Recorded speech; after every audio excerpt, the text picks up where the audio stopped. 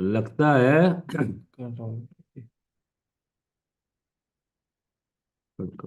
Background.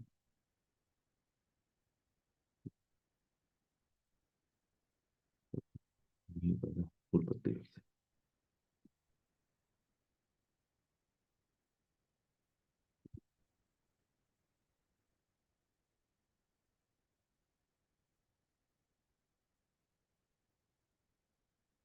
लगता है पुराने खिलाड़ी मौजूद हैं।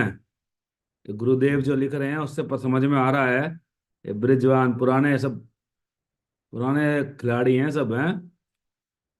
जय गुरुदेव। जय गुरुदेव।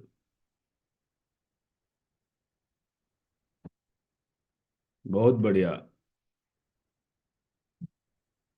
ये यूट्यूब पे अलग जनता की चैट आ रही है। ये सारा टेक्नोलॉजी आज तक समझ नहीं आई। कितने दिन बचे हैं ठाकुर? कितने दिन बचे हैं? 13 दिन। Day and night let us fight. 13 दिन की पावर बहुत है। दुनिया बदल सकती है। Why? It's not core motivation. See, if I talk you, ask, tell you clearly, please see.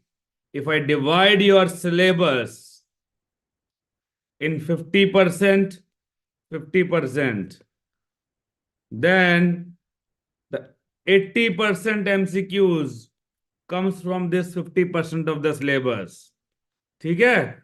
And the purpose of these marathon classes is, and these are all common previous year topics. The purpose of these marathon classes is to give you a revision of the most common previous year topics.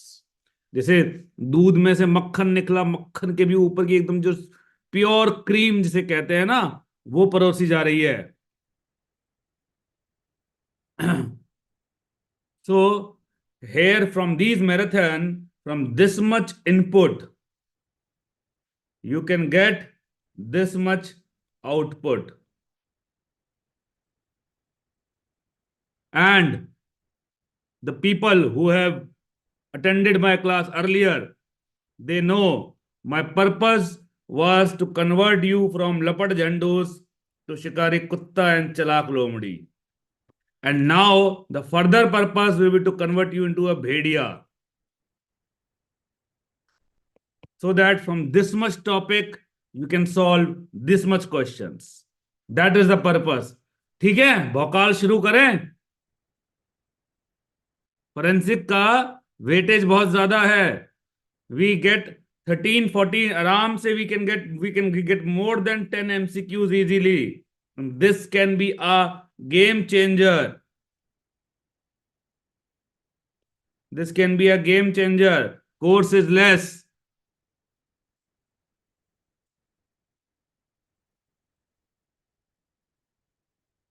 चलो भाई, जय गुरुदेव। Start करते हैं।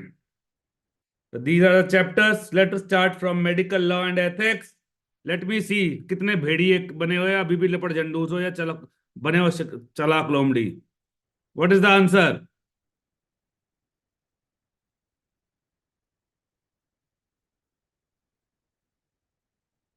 क्यों सुबह सुबह गाली के काम कर रहे हो?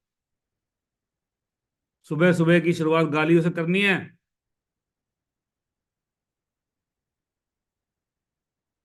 What is the difference? अबे छोड़ो यार, अभी सुबह सुबह गाली नहीं देना चाहता। लाइव टेलीकास्ट हो रहा है। वो एक आ गया नीट पीजी पोस्ट है। तो नीट पीजी की क्लास चल रही है यहाँ पर। First listen the concept and tell me the answer. Infamous conduct is any disgraceful act by a doctor with respect to his profession. Medical negligence is lack of reasonable care or skill leading to death or injury to the patient. So something to be called medical negligence, death or some harm, some injury is necessary, but it is not mandatory in infamous conduct. So what is the answer here? अब तो बोल ही दोगे. Infamous conduct. Okay. Suppose some injury would have been occurred, then it would have been a case of negligence. Okay. If it is a mild injury or serious injury, mild injury usually a civil case, serious injury usually a criminal case. वो नीतीश अभी भी ये बोल रहा है, पूरा समझा दिया, सब कर दिया. चाय पी ले Nitish. Who gives punishment for infamous conduct? Civil court, criminal court, state medical council, or national medical commission? See, in infamous conduct, there is no harm. So court will not give the punishment. And National Medical Council is only one. It cannot have a control on each and every doctor. That is the reason we have State Medical Council. So State Medical Council give the punishment. For medical negligence, it can be either civil court or it can be criminal court, either of them. And what is the punishment for infamous conduct? First is warning notice. And second is penal erasure. That is professional death sentence. Person loses his license to practice. Person loses his license to practice. And what is the punishment for medical negligence? Either fine or punishment. Punishment. That is the punishment up to 2 years. Up to 2 years.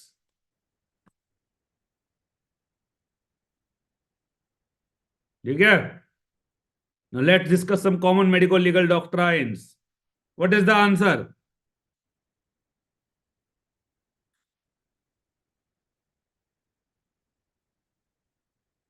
बताओ. What is the answer?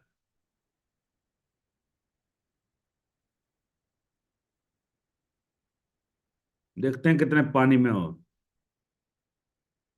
Oral diclofenac. There is no history of allergy. What will you do? You will not do a testing on this patient before giving diclofenac. Patient will say, I am fine with my fever only, or I am fine with my synovitis. There are certain things which you cannot prevent in medical practice.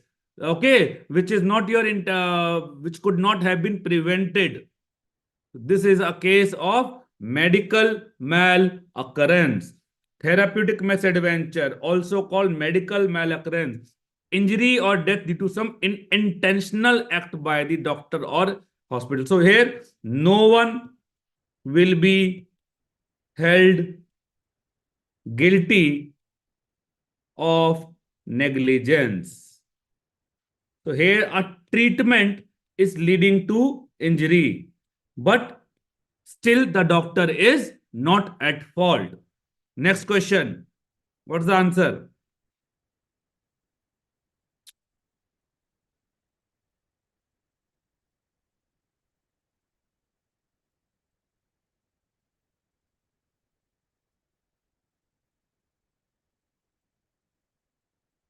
मुझे एक बात बताओ. Suppose a patient comes to you with epigastric discomfort, mild epigastric discomfort. Your father, your brother, your padosi says this. What will you do? What will you do? Will you ask for an ECG? He will say, what kind of doctor is this for epigastric discomfort just for few hours only? Most doctors will consider this as a case of gastritis only.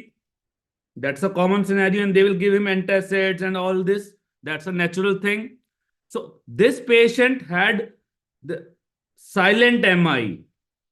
He did not have the typical presentation. So it's a case of error of judgment. Now please try to understand. Suppose the patient was having severe chest pain and still ECG was not ordered. Then it could have been a case of medical negligence. But here it is an atypical presentation.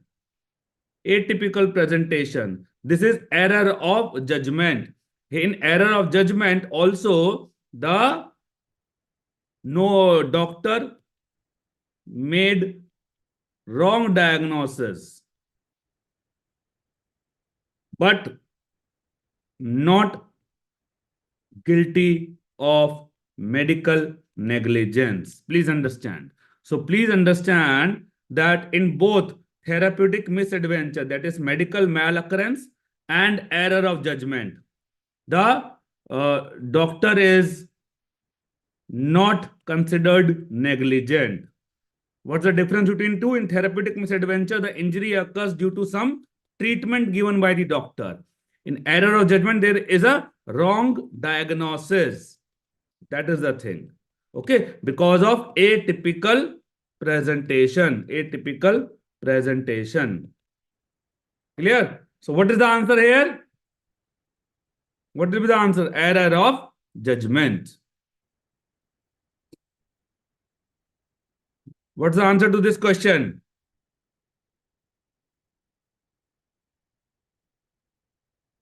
Once a case is decided by the court, it is decided. Patient cannot try to be over smart and file a fresh case. That is not allowed. You can just appeal to the higher court. You cannot file a fresh case against. This is called res judicata or doctrine of double jeopardy. You cannot jeopardize the same person twice for the same act. Okay. Next question. What is the answer?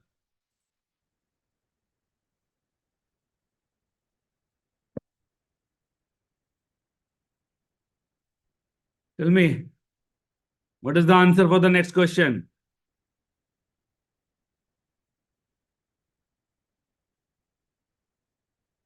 There was some doctor like you guys. He gave paracetamol 650 mg every 2 hourly. Or like me, guys, you can say like this. अगर बुरा लगा हो तो मेरे जैसा कोई doctor था. He gave 2 hourly very high dose. So the doctor is negligent. Patient was even Mahan. He took it for 2 weeks. Doctor gave him only for 3 days, but the patient took out for 2 days, 3 weeks. So patient is also negligent. So this is contributory negligence. What is contributory negligence? When both patient and doctor are at fault. That is contributory negligence. Please remember, contributory negligence is a defense against medical negligence only in civil negligence. Very important. What do you mean by this? This implies that if there is a case of contributory negligence and some mild injury has occurred and the case has gone to a civil court, then it is a defense. Court will say the mild injury, like gastritis in this case. Court will say, okay, doctor was negligent, but the patient was also negligent. So let us not punish the doctor. Let us not punish the doctor. But if a gross injury has occurred, for example, perforation, and it goes to the criminal case, then it is not our defense. It is not our defense. Even though patient was also at fault, but still the doctor will be punished because he was also at fault. So doctor will be punished. This is the beauty of contributory negligence. So what is the answer?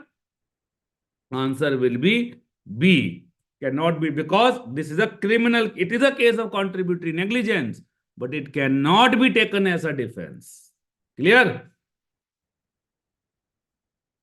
And please remember, these are the two doctrines related to contributory negligence. No need to go into details of this. Just remember, these are the two doctrines related to contributory negligence.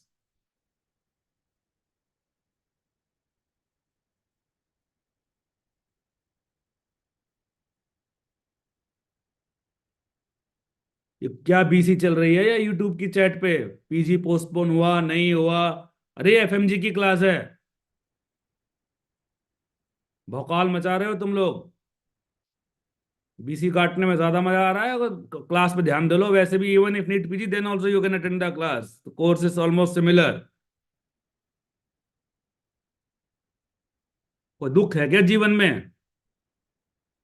वो जोश दिखाई नहीं दे रहा। अरे कुछ भी type कर दो, लगना चाहिए ना। कुछ भी मैसेज डाल दो, वेदर इट इज यूट्यूब और जूम क्लास, टाइप एनीथिंग, लगना चाहिए ना, जिंदा हो। मनुष्यत नहीं लगनी चाहिए क्लास के अंदर। टाइप एनीथिंग, आपरा कबड़ाबरा कुछ भी लिख दो। ABCDFGH।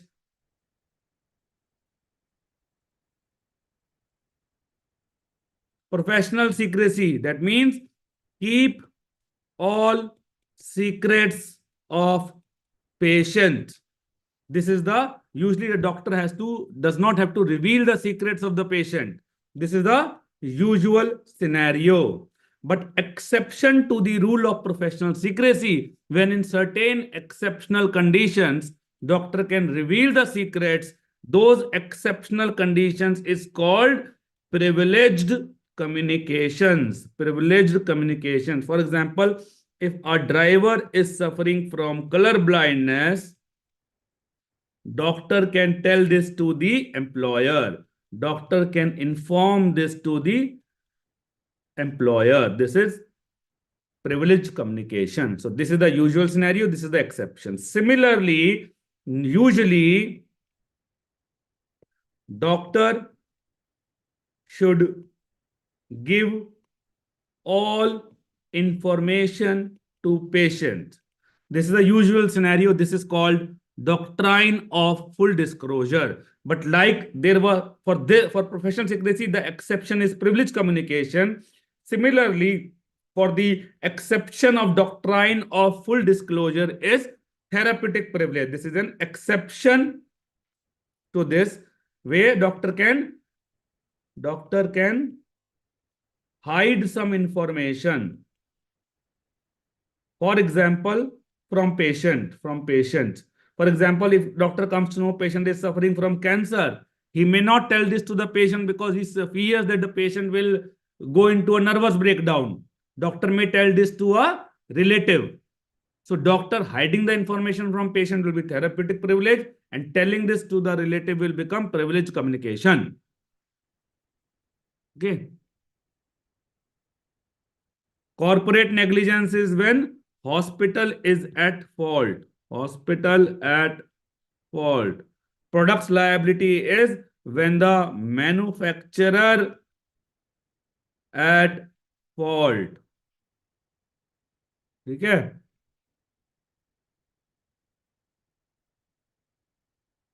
Vicarious liability, that means liability for the act of another person.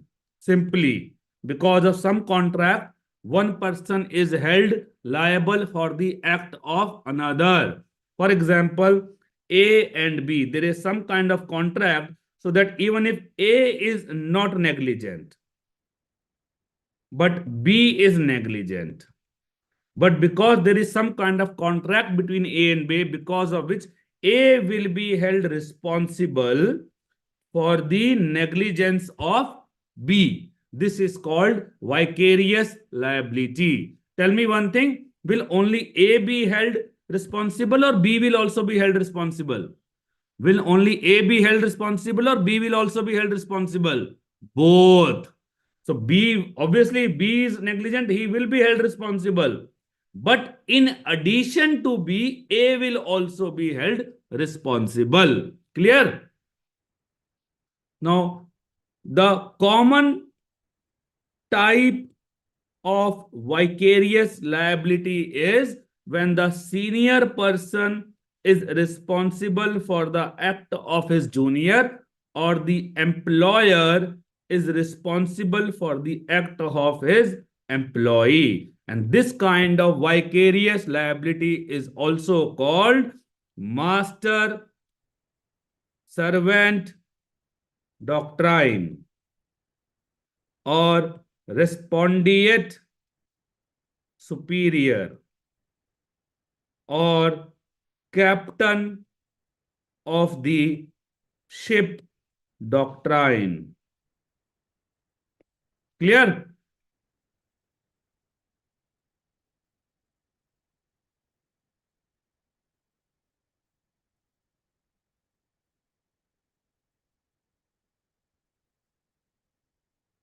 Sir ji, pranam. I can see Dr. Srinivas there.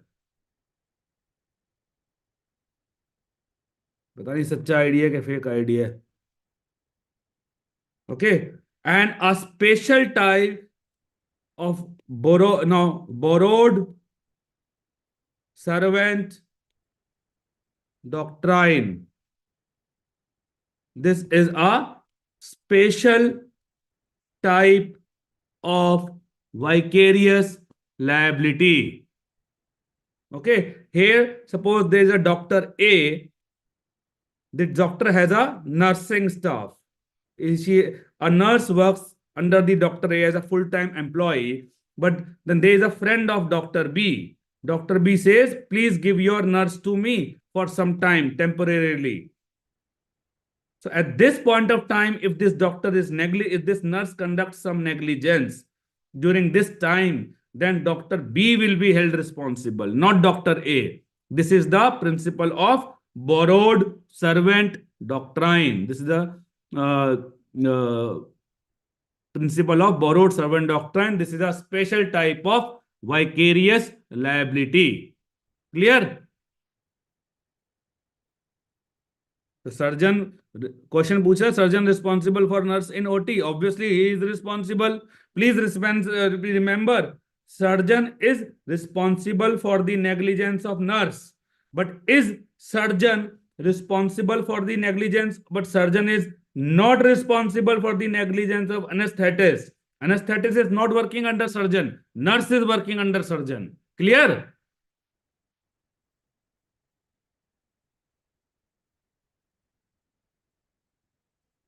Res ipsa loquitur means the facts speak for themselves.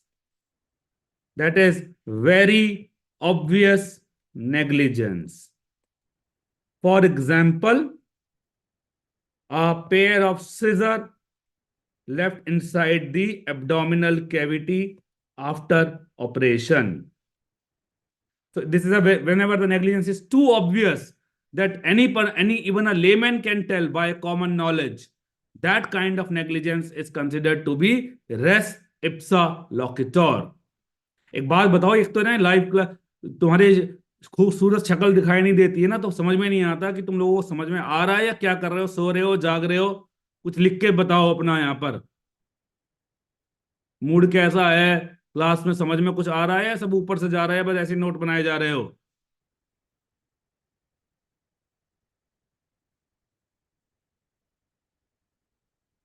ये तो दो अलग अलग चैट चल रही हैं, एक zoom पे चल रही है, एक यहाँ यूट्यूब पे चल रही है. अबरा कडाबरा हो रहा है सब. चलो, consent classification. One is how it is expressed, and second is whether the complete information was provided or not. These are कुछ मत बोलो, बस इतना लिख दो कि मैं जिंदा हूं, इतना ही बहुत है मेरे लिए. ठीक है? On the basis of how it is expressed, it can be implied or expressed. Expressed can be oral or written. Implied means, example, if a patient goes to the doctor's clinic, it is implied that he is giving the consent for general physical examination. Example, palpation, auscultation, etc. It is implied. He doesn't have to ask for it. Oral means it is for minimally invasive procedures. Example, taking a blood sample.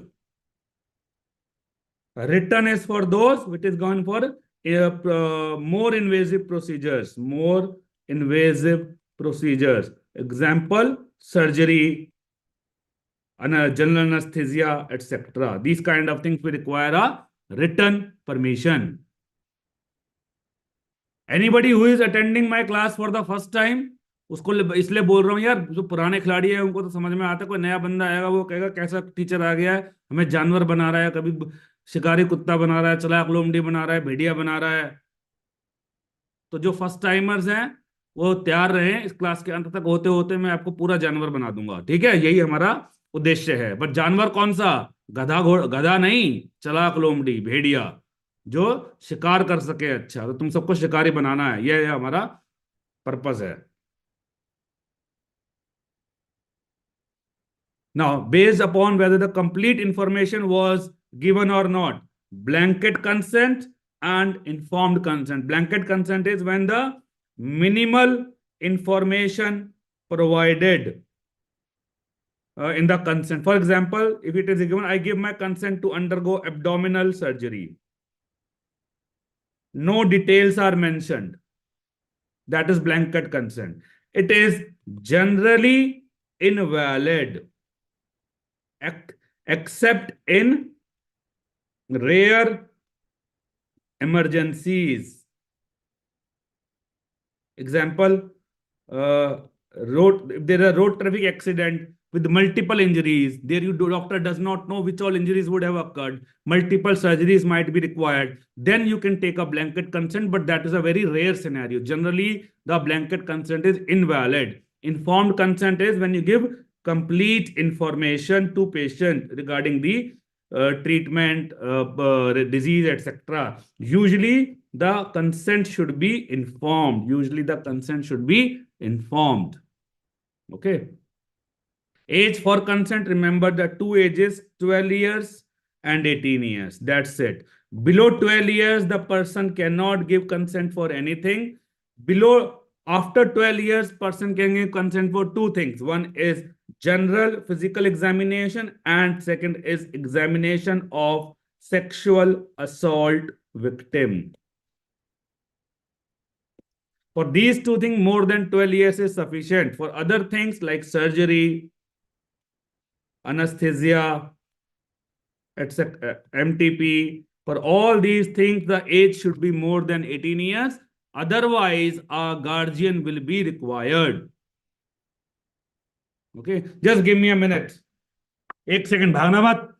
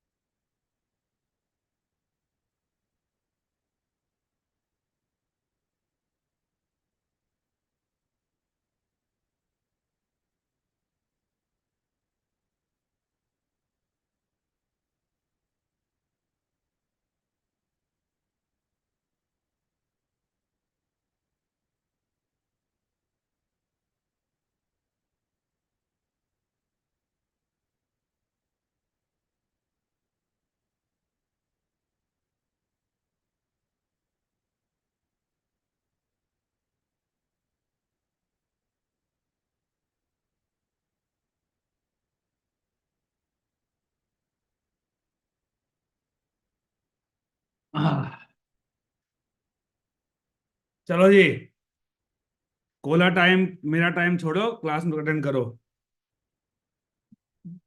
Now coming to legal procedures. Please remember one thing, you are the luckiest people on the earth. The old law is scrapped. So you don't have to remember the previous IPC, CRPC, or Indian Evidence Act.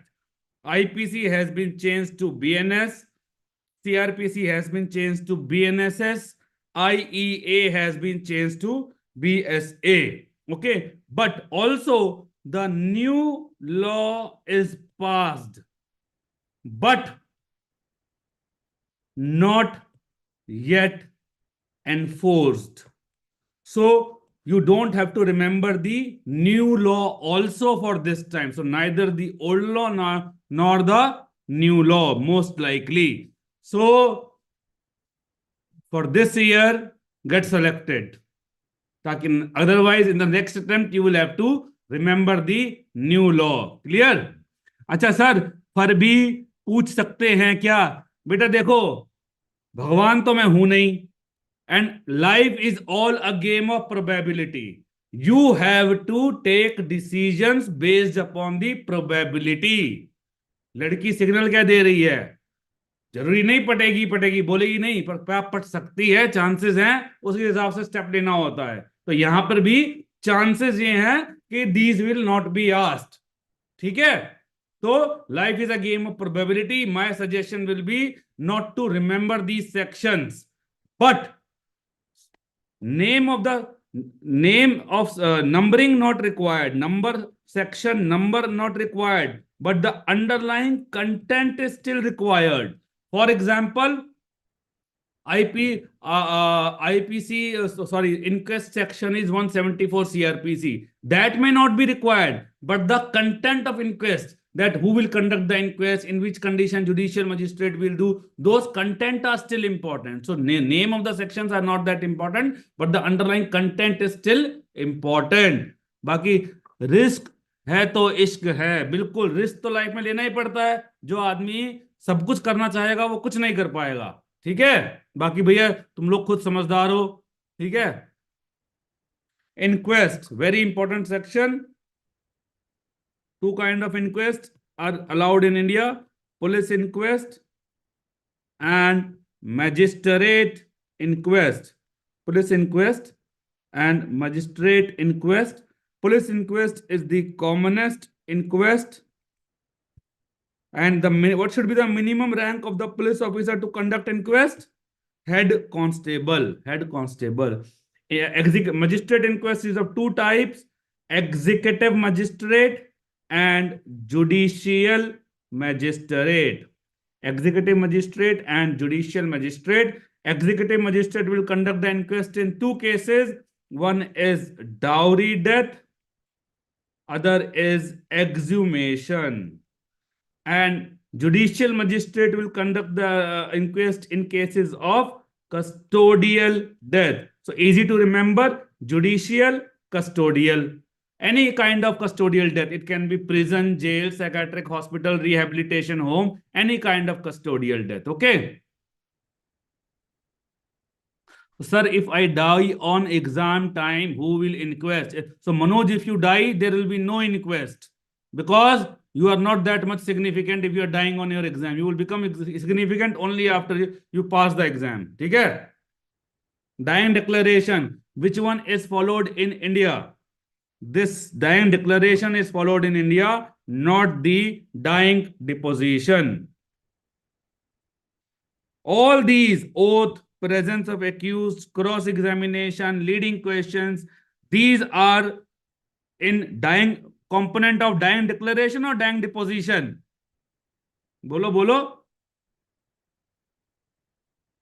Dying deposition, not the dying declaration. But it is very important, difficult. If a person is dying, how to do his cross examination, how to ask leading questions. So this is more of a hypothetical situation. More of a hypothetical situation. Now there are two things. If I ask you, dying declaration is preferably recorded by. This is one statement. Another statement is who can record dying declaration. These are two different statements. अच्छा, क्या लिख रहे हो sir? You are the best. अरे वो तो हमें मालूम ही है, आई एम दी बेस्ट. उसमें कौन सी नई बात बता दी? ठीक है? प्रेफरेबली रिकॉर्डेड बाय, बोलो, magistrate. Who can record? Anyone. Anyone can record. ठीक है?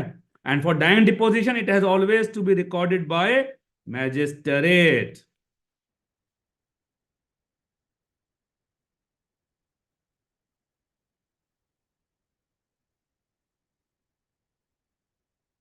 यार थोड़ी फीलिंग नहीं आ रही, कुछ ऐसा लग रहा है कुछ मिसिंग है. जब तक लाइफ में आनंद नहीं आए ना, उसी का तो सारा खेल है.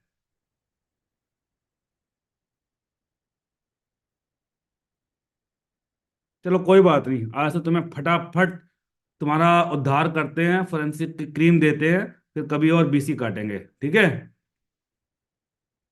Value of dying declaration and deposition if the victim survives. Dying deposition will have full value if the victim survive. Why? Because proper cross examination was done. Way to get annotated PDF, अरे जो पढ़ा रहा हूं वो तो पढ़ ले, सब इकट्ठा कर लो, ये पीडीएफ वो पीडीएफ, अभी जो पढ़ा रहा हूं वो तो पढ़ ले. Dying deposition will have full value. Why? Because the cross examination is there. And what about dying declaration? Please remember there are two choices. It has little bit corroborative value, or number two, it has no value. तो क्या बोल रहा है sir, girl को comment का बोल रहे हैं? अरे गर्ल हो या मेल हो या फीमेल हो, मेरे तो स्टूडेंट हो, मेरे तो बच्चे हो. सर यार ज्यादा बीच नहीं काटने का. अच्छा, value of dying declaration, it has, so if these two choices are given, this is the best answer, little bit corroborative value. If this is not given, then the next is no value. Okay,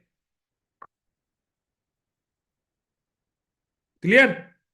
This is the better answer. This is not given, then no value. Now, recording of evidence in the court. The first step is oath. For a person less than 12 years, oath is not required. Okay. Then first step is examination in chief, which is also called direct examination. It is done by the lawyer who summoned the witness. Normally, who summons the witness? Defense lawyer or public prosecutor? बताइए. Here I will make your concepts clear. See, please remember there is something called onus to prove.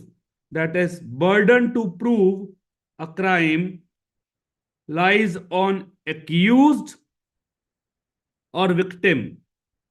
Victim has to prove that accused has done a crime, or accused has to prove that he is innocent. Please remember that normally, usually, onus to prove lies on victim, not on accused. Otherwise, I will say you have stolen my mobile phone. How will you prove that you have not stolen it? Usually the onus to prove lies on victim. Now, but please remember one thing. If I talk, there is a civil case and there is a criminal case. In civil case, suppose A files case against B, or a patient files a case of negligence against the doctor. So then the person who files the complaint is called plaintiff, and the person against whom the case is called defendant. So P for plaintiff, D for doctor, or D for defendant. Now in a criminal case, it is considered that the crime has been done against the whole state. So suppose a patient dies because of the negligence of the doctor, the case will be called state versus doctor. State means government. So this government lawyer is called public prosecutor, PP. Public prosecutor is for the government or for the victim or accused? Government will be for victim. So public prosecutor is the lawyer for the victim, and lawyer for the doctor is called lawyer for the accused is called defense lawyer. Again D. Okay. So here, so who usually summons most of the witness? The onus lies on public prosecutor. Public prosecutor has to prove the crime, so most of the witness are summoned by the public prosecutor. तो भैया जिसने सम्मन भेजा है, जिसने बुलाया है, पहले वही सवाल पूछेगा जिसने भेजा है. So it is usually the public prosecutor. Okay. So here the leading questions are not allowed. In cross examination, or it is done by the lawyer of opposite party. That is usually defense lawyer. And here the leading questions are allowed. Purpose is to, what is the purpose of cross examination? To prove that witness is lying.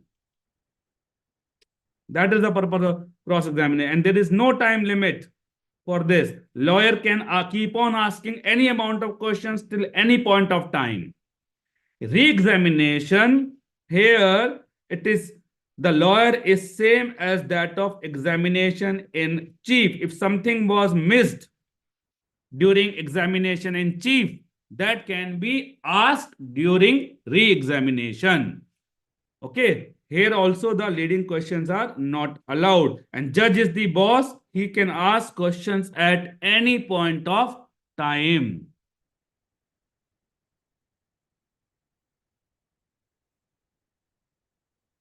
अलग अलग type की बीसियां cut रही हैं.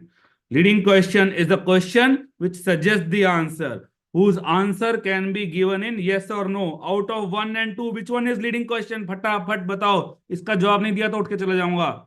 Which one is the leading question, 1 or 2? So this is a leading question. This is not a leading question. So in which of these conditions is the leading question allowed? In the first three, the leading question is allowed. In the below two, sorry, the leading question is, in the first three, the leading question is not allowed. In the below two, the leading question is allowed. Okay.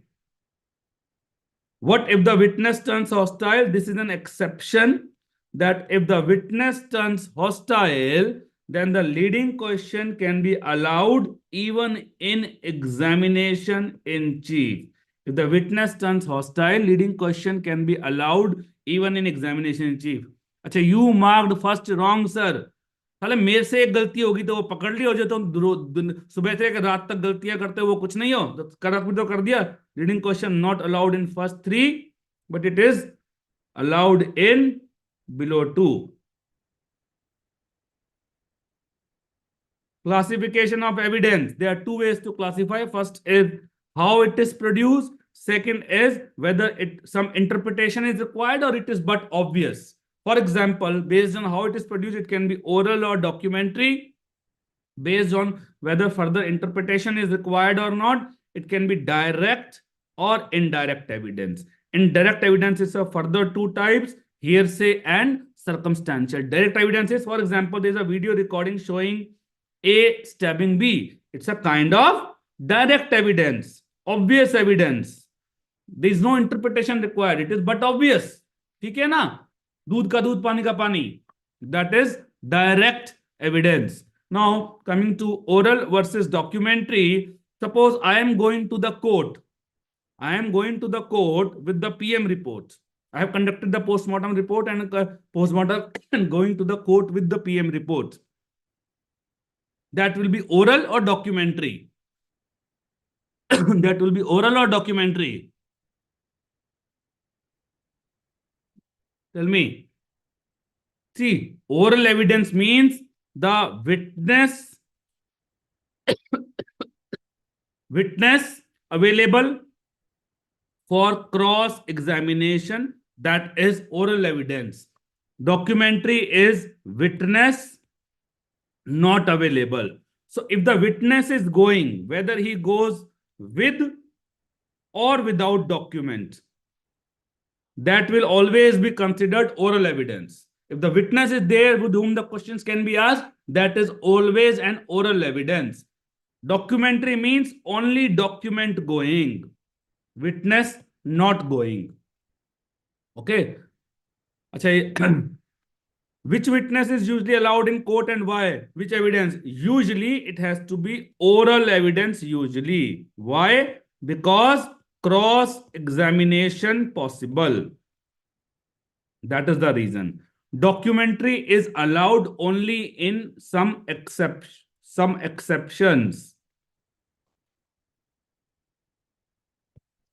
Like example, dying declaration, because the person is dead, or any dead witness, or author of a book. Okay, you suppose I say in the Reddy it is written like this. The court will not ask Dr. Reddy to come. Then a toxicology report or a chemical analysis report. Because in toxicology or chemical analysis, you will simply tell whether a particular chemical was present or absent. They will not say there is nothing to discuss. They will simply say whether a particular poison was present or absent. Now, what about the medical evidence? It is usually oral or documentary. So suppose if I have conducted an age report, injury report, my document is sufficient or I will have to go to the court? Tell me. I, uh, I will have to go to the court or only my document is sufficient? The medical evidence is very subjective. The court needs to discuss with the doctor. Only document he will not be able to understand. Doctor has to go and explain everything. So medical evidence is always oral. Please remember that medical evidence should always be oral only.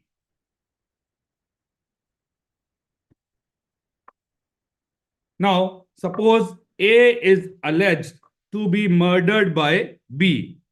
C saw B killing A. This is which kind of evidence? Direct or indirect? This is which kind of evidence? Direct or indirect? This is direct evidence. Another thing, C saw B with a knife on that day at that place and time. This is which kind of evidence? Indirect is okay, but both of them is indirect. Circumstantial and hearsay both are indirect. So the first one, C saw B with a knife at that day, at that place and time. This is a kind of circumstantial evidence. Second thing, and C tells this to D. So if D is coming to the court, D himself does not know anything. C has told this to D. This is a kind of hearsay. सुनी सुनाई बात जो तुम चुगलियां करते रहते हो. It is generally invalid, generally not valid in the court. Clear? Now coming to stains. If any stain is found, then three questions. First of all, the species, this stain belongs to human beings or some other. So for this, we simply do a precipitin test. It will help us to know that a particular stain belongs to human beings or some other person. After that, whether this stain is semen or blood. This is the most important thing which is commonly asked in your exam. And the third is, if it is blood, then what is the group? But this is the most important thing. Please remember, there are tests for seminal stains and there are tests for blood stains. For both, we have presumptive tests as well as confirmatory tests. There are two presumptive tests. If I talk about seminal stains, there are two presumptive tests. अरे अभी बता दिया फिर लिख रहा है precipitin test for blood. Precipitin test is not for blood. Precipitin test simply test whether it belongs to human beings or not. सुअर का तो नहीं है ये निशान पड़ा हुआ है, गधे का तो नहीं है, आदमी का है कि इंसान का है कि नहीं है, ये बताता है. Test for seminal stains. Presumptive test. Fluorescence under ultraviolet light. So you see some stains were present. Police came and put up their ultraviolet light and it showed fluorescence. Then we have microchemical test. What do you mean by microchemical test? In microchemical test, as the name implies, we take a glass slide, put the stain and add a reagent. Crystals will be seen, can be formed, which can be seen under the microscope. So we have microchemical tests for seminal stains and we have microchemical tests only also for the blood stain.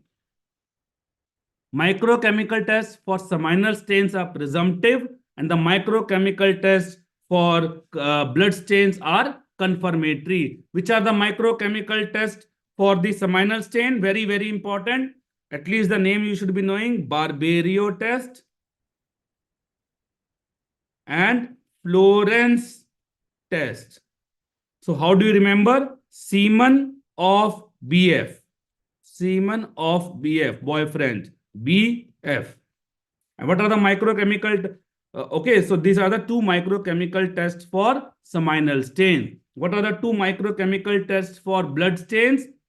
Tickman test, also called Hemin test. Tickman test, also called Hemin test, and Takayama test. Takayama test, also called hemochromogen test. Okay, then coming to confirmatory test for seminal stains, you detect the complete sperm, that is the best, or you can do the acid phosphatase. This is the second best test. Acid phosphatase is a component of prostate gland, or you detect the prostate specific antigen, or you do creatine phosphokinase test. CPK is a component of sperm itself. CPK is a component of sperm itself. So this test will be negative in azoospermic. This test will be negative in azoospermic. For presumptive test, we have macrochemical and luminol spray. Macro, not micro. Macro means, so suppose this macrochemical, suppose a stain was present, you add a reagent and you add a hydrogen peroxide. If this stain is blood, it will have peroxidase enzyme. This will lead to a formation of a color. So these are the macrochemical tests for blood stain. Macro means it can be seen with the naked eye. You don't need a microscope.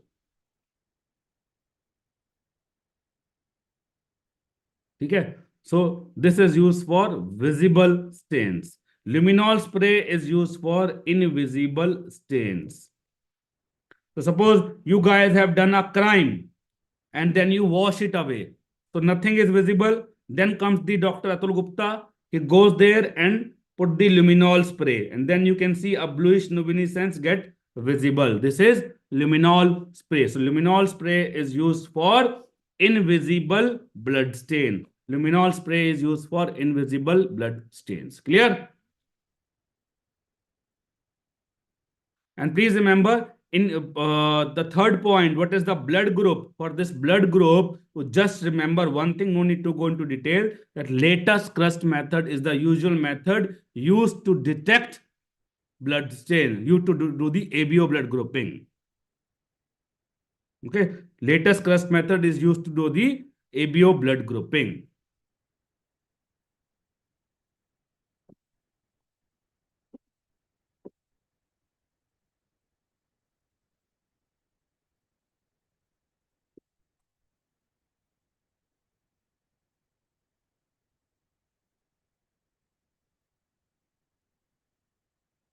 समझ में आ रहा है कि नहीं आ रहा है? Understanding और not? आनंद आ रहा है कि नहीं आ रहा है? अब ये एक्सपेक्टेशन तो नहीं कर रहे हो ना कि कोई फिल्म दिखाऊंगा? कॉमेडी शो नहीं है, फोरेंसिक की क्लास चल रही है.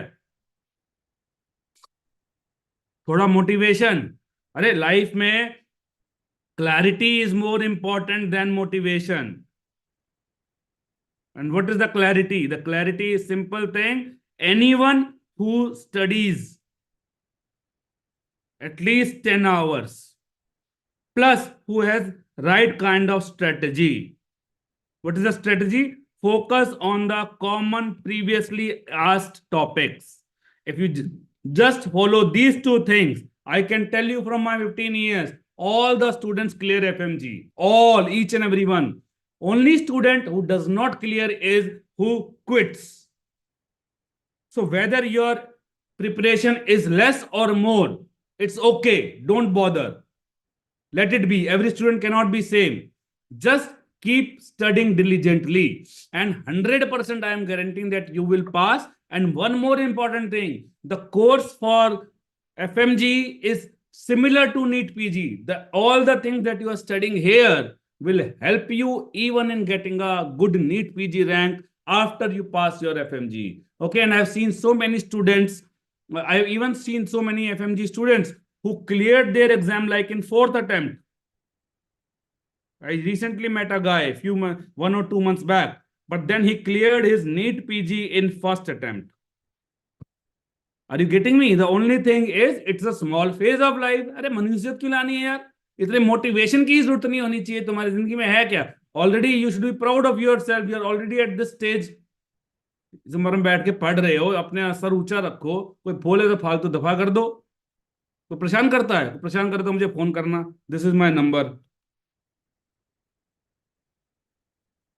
ठीक है, बताना मुझे कोई परेशान करे तो। माँ बाप भी परेशान कर देते हैं कभी कभार, भाई बहन भी परेशान कर देते हैं, पड़ोसी रिश्तेदार, किसी की नहीं सुनने का।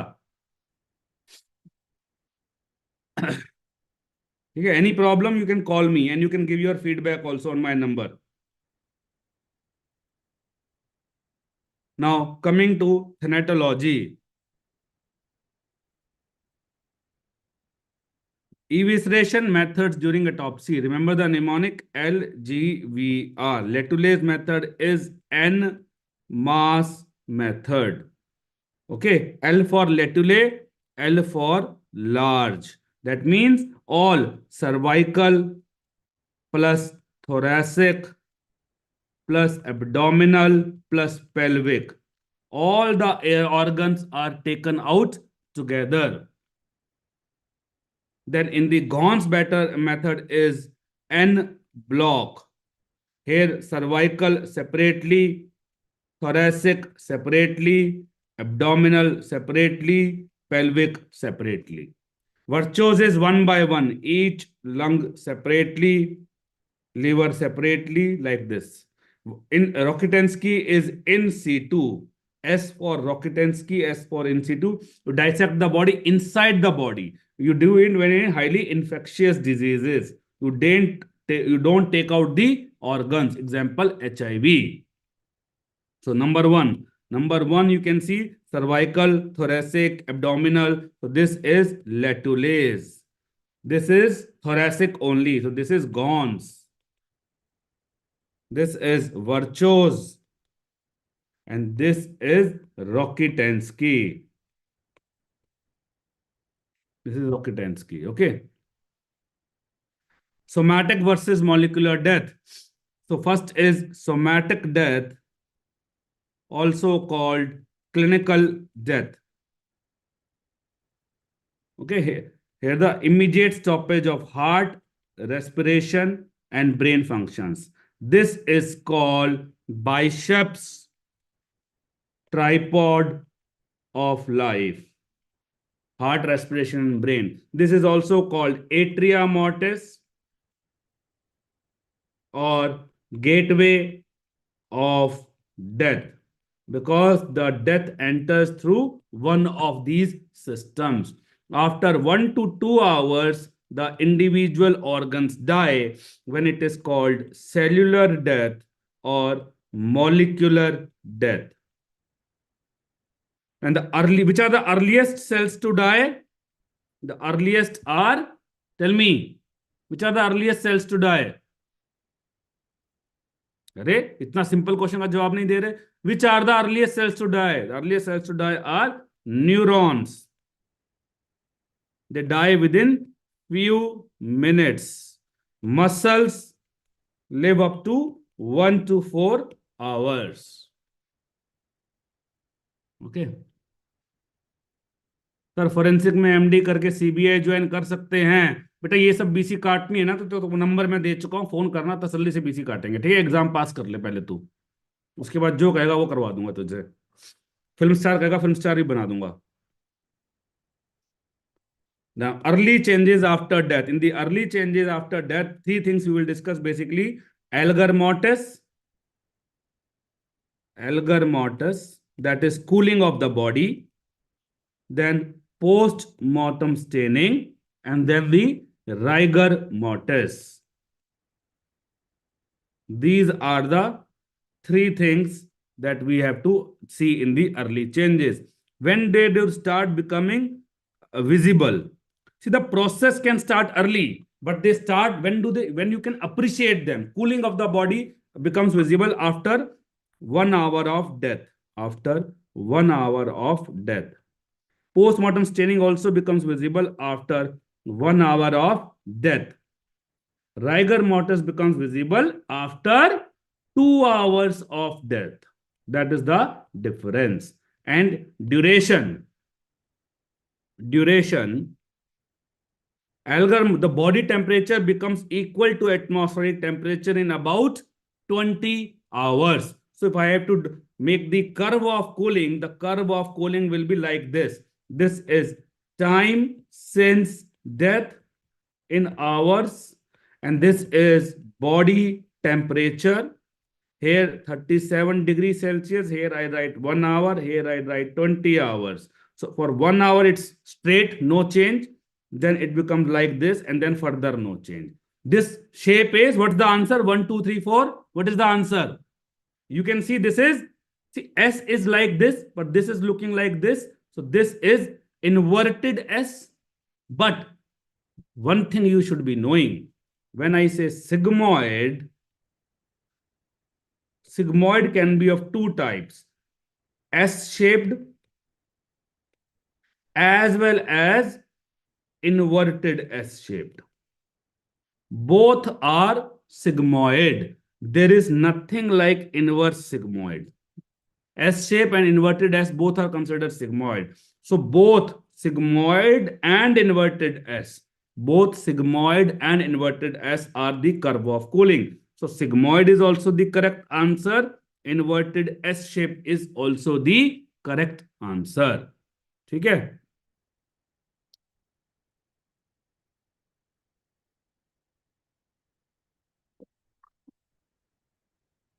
यार ये कोई ग्लेडिएटर नाम का प्राणी है, परेशान कर रहा है बार बार। NEET PG postpone to July, NEET PG postpone to July. अबे एफएमजी की क्लास कर रही है, क्यों परेशान कर रहा है बच्चों को?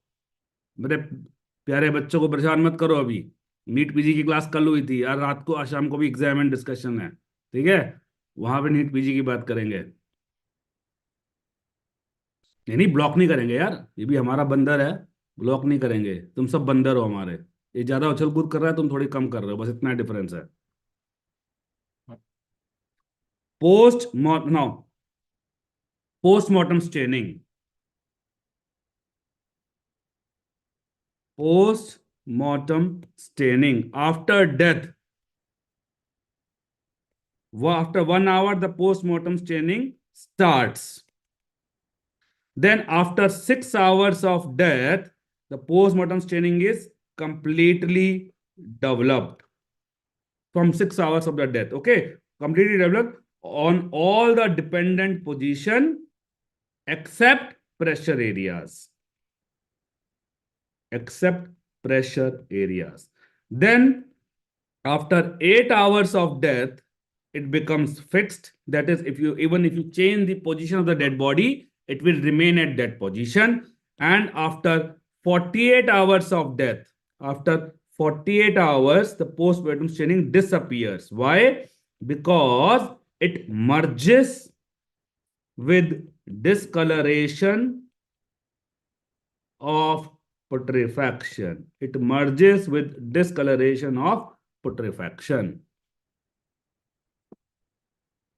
So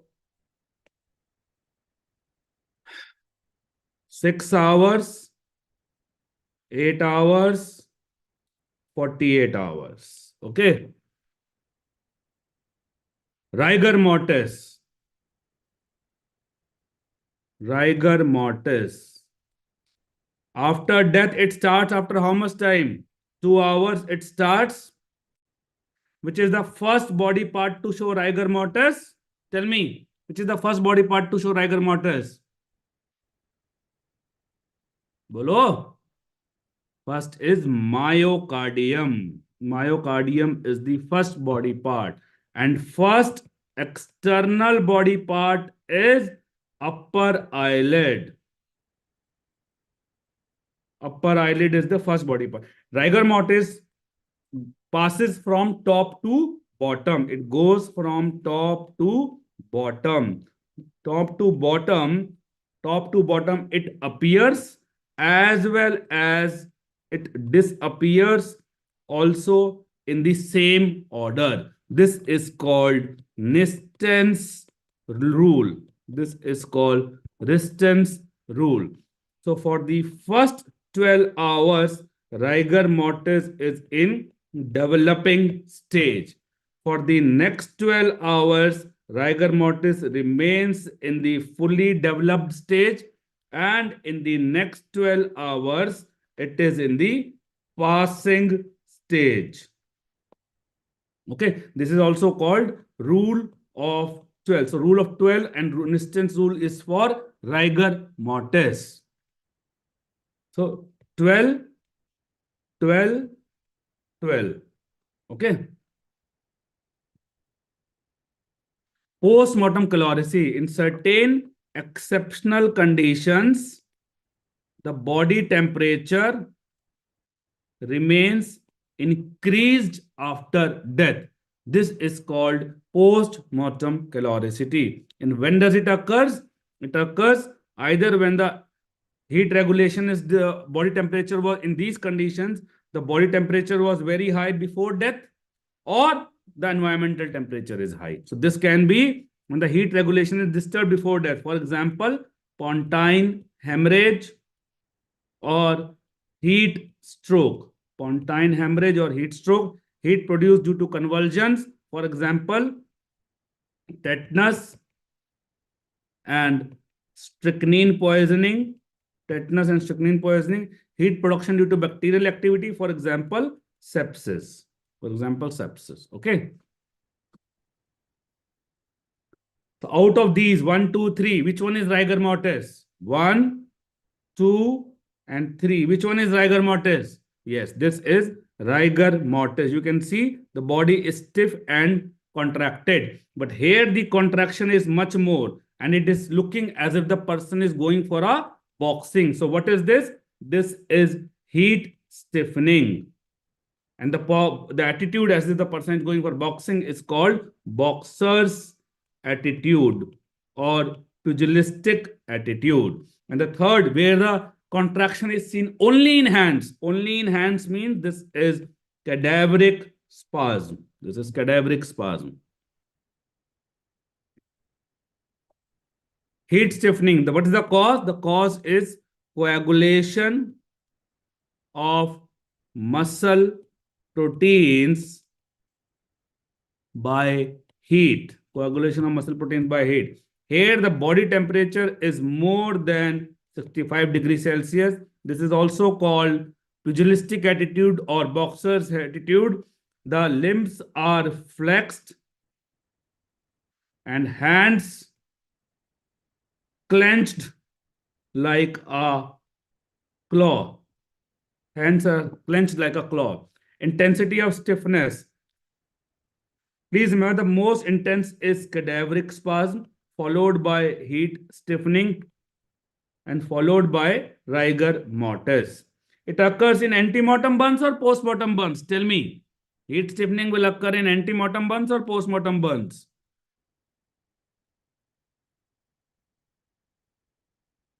Array, if somebody will burn you, whether somebody burns you dead or alive, your muscles will get coagulated.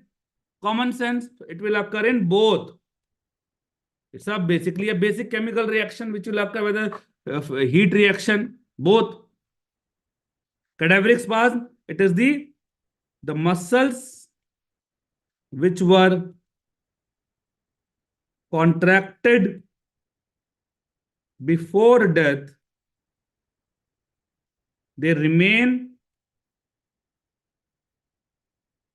contracted after death.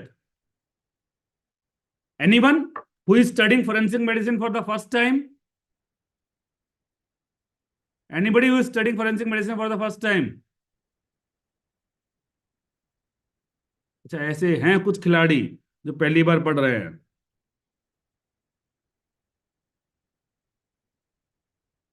क्या बात है. Time of onset, it is immediately after death, whereas rigor mortis occurs after 2 hours. Okay, muscles involved, only hands. Rigor mortis occurs in the whole body, but cadaveric spasm only in hands. Intensity of muscle contraction, already told. Mechanism is unknown. Medico-legal importance. Can cadaveric spasm give us the time since death? Can cadaveric spasm give us the time since death? No. Cadaveric spasm is not undergoing sequential changes. Rigor mortis will give us the time since death. What will cadaveric spasm give? Cadaveric spasm will give us the cause of death and manner of death.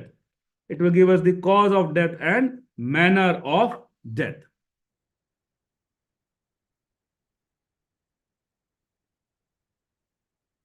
Late changes, decomposition, adipocere, and putrefaction. Please remember, this is the usual mode. These are the rare methods.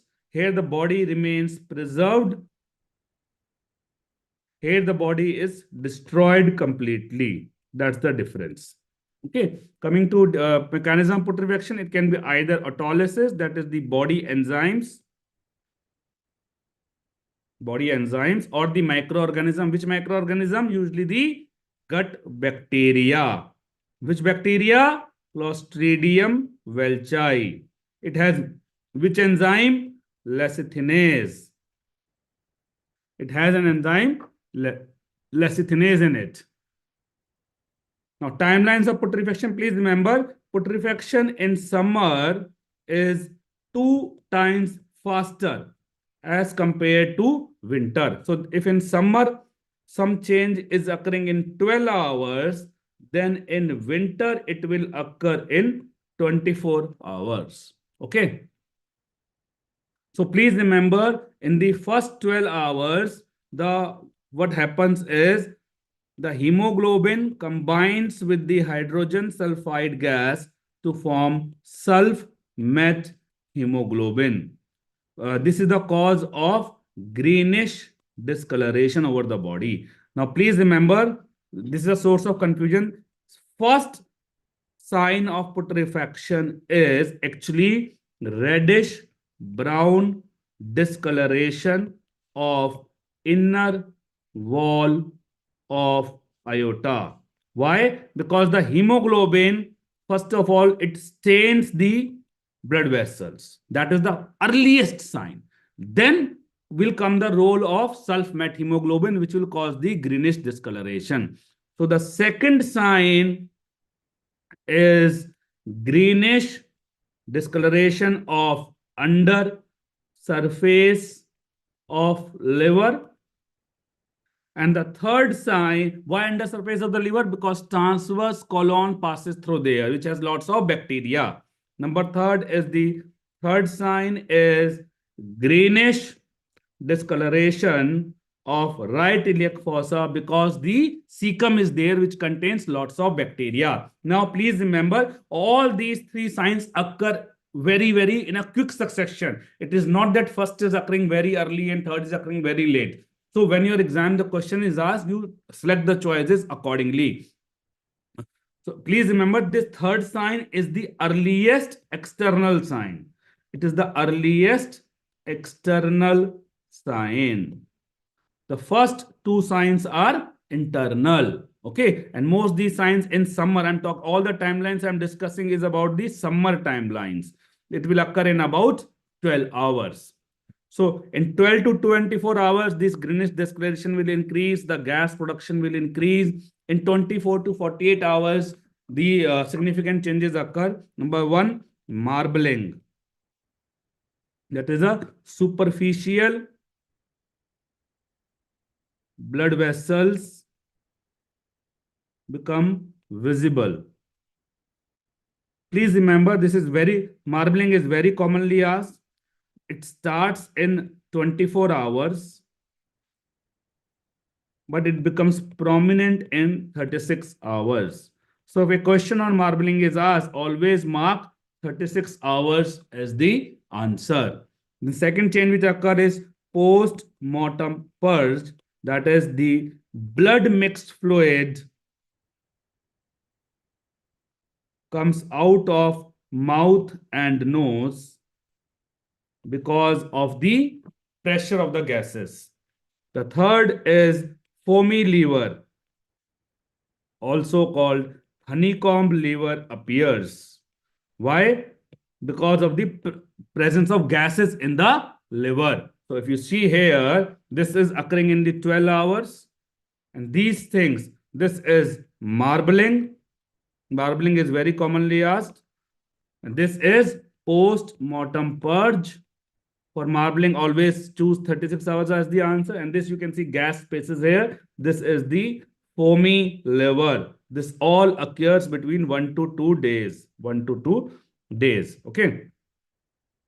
Then these 2 things you can combine. what happens is there is green, the greenish discoloration becomes blackish. The skin starts becoming blackish because of too much of gas. Rectal prolapse occurs. Rectal prolapse occurs. The teeth and hairs, they become loose. Okay, heavy infestation by maggots, all these things occur between 2 to 5 days. You can remember in a combined way. Okay, all these things occur. So if you see here these changes, so these changes are typically, it must be 2 to 3 days. Here you can see the gas stiffening due to the gases, gas stiffening, then fish mouth appearance because of the, again, swelling. Because of the swelling, these changes are occurring. Then these changes are occurring in 3 to 5 days, 2 to 5 days. Sorry, 3 to 5 days, 3 to 5 days. You can see degloving of skin, degloving, heavy infestation by maggots. Okay, these all things starts occurring. Now, 5 to 10 days is important. Liquefaction occurs. The tissues liquefy. Liquefaction will occur in putrefaction, not in adipocere mummification. Easy way to remember. Remember that most of the organs liquefy in about 1 week. Just remember this thing. Most of the organs. Okay. So just remember this one. Now, coming to adipocere and mummification. What is adipocere? Adipocere is hydrolysis and hydrogenation of body fats into fatty acids. Hydrolysis of and hydrogenation of body fats into fatty acids. This is also called saponification. Mummification, there is drying and shrinkage of the body due to evaporation of body water. Which one will be odorless? Adipocere or mummification? Tell me. In mummification, there is no water, so this will be odorless. And this has foul odor. This has foul odor. Temperature, hot, warm, or cold. And adipocere is an enzymatic process that will work best in the warm temperature. This is a physical process. This will work best in the hot temperature. So adipocere requires moist climate. Mummification requires dry climate. Adipocere, when fresh, it is soft, moist. This is very important to identify. Moist body, glistening, grayish white, like rancid butter. When old, it becomes dry, hard, brittle, okay, and grayish white. Mummification is dry, shrunken, leathery, and brownish. Time required 3 weeks to 3 months. Mummification 3 months to 1 year. Out of 1 and 2, which one is mummification? Which one is mummification? बताइए. This is mummification and this is adipocere. ठीक है? Okay, identification we will study later on. Otherwise, what happens is the toxicology is the more important. तो वो आखिरी में रह जाता है. So identification we will come in the end. Identification we will come in the end so that we have enough time for toxicology. Now let's start with asphyxia. हाँ, तो toxicology करनी है तभी, इसलिए तो अभी आइडेंटिफिकेशन छोड़ दिया ना, ताकि बाद में आइडेंटिफिकेशन पे आ जाएं. We will have time, sufficient time for toxicology. Asphyxia.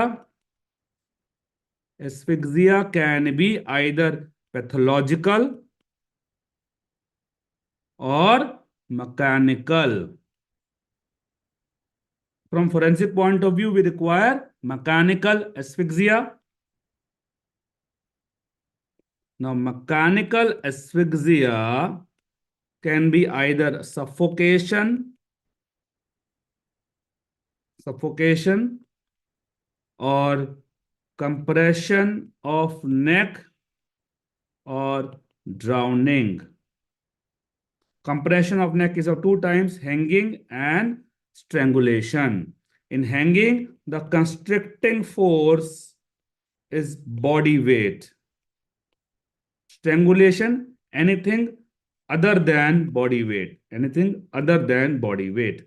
So please remember, any asphyxia other than compression of neck and drowning is a suffocation asphyxia.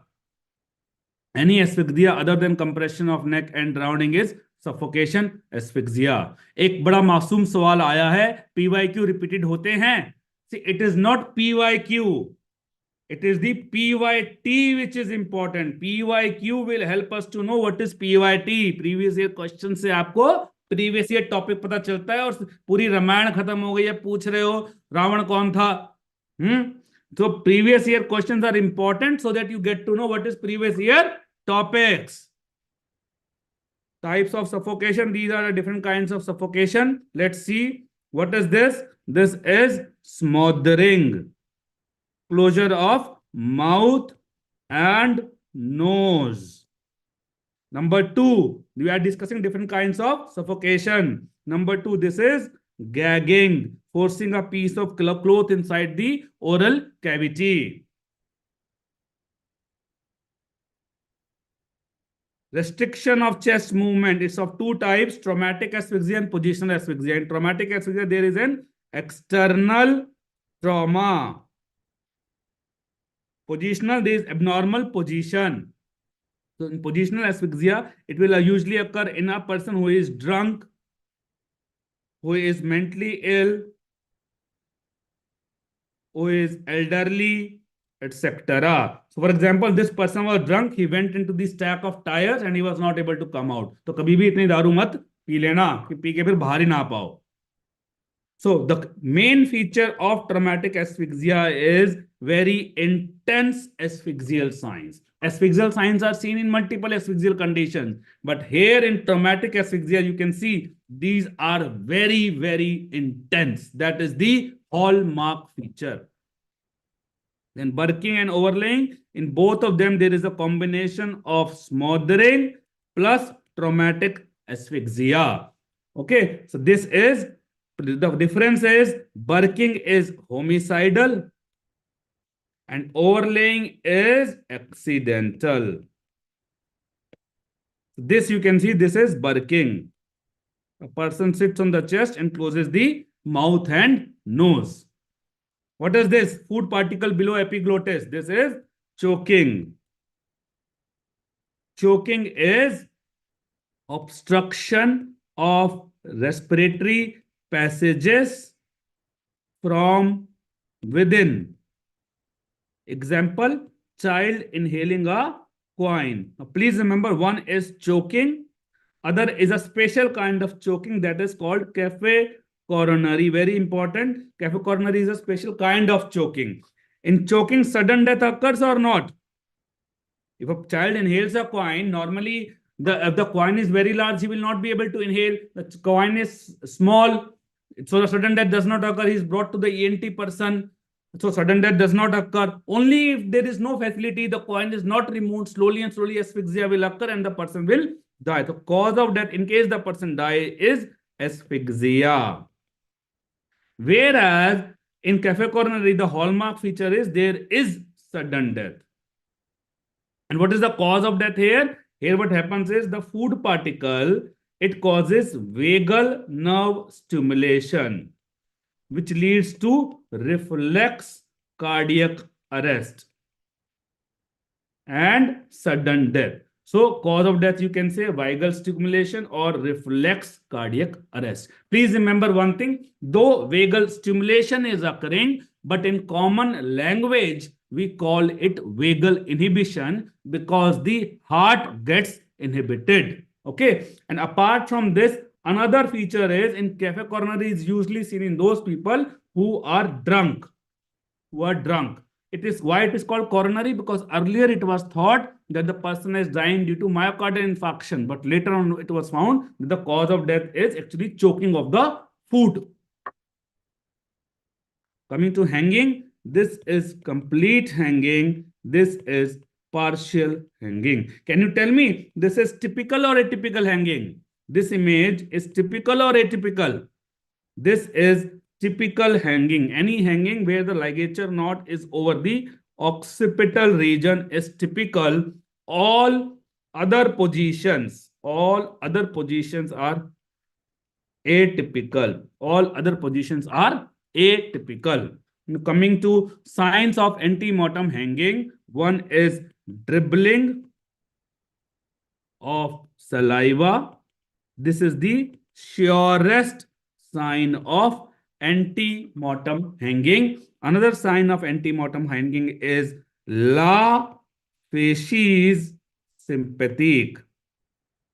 In la facies sympathetic, the ligature knot puts the pressure on the cervical sympathetic chain, which leads to opening of eye and pupil dilatation on same side of ligature knot. So suppose the ligature knot is here, this eye will open and the pupil will dilate. Okay, that is la facies sympathetic. This you can see dribbling of saliva, and this you can see la facies sympathetic. Strangulation, what is this? This is manual strangulation, also called throttling. What you can see here is the like this crescent shaped nail marks. Then you can see like this the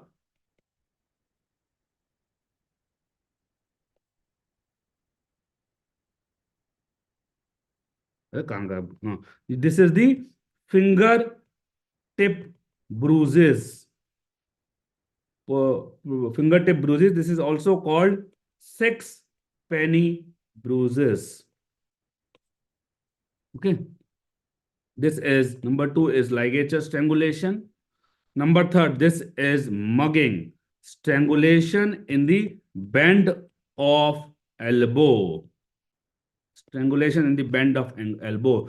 Bansdola is strangulation by bamboo sticks.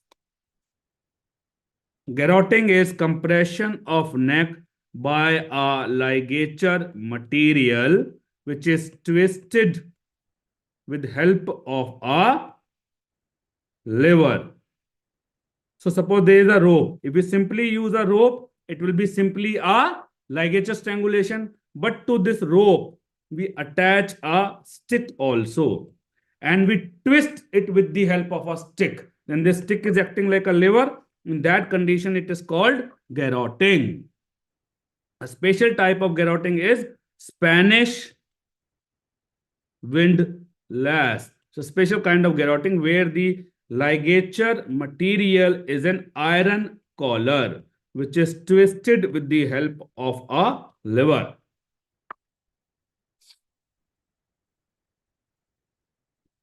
जिंदा हो या टपक गए?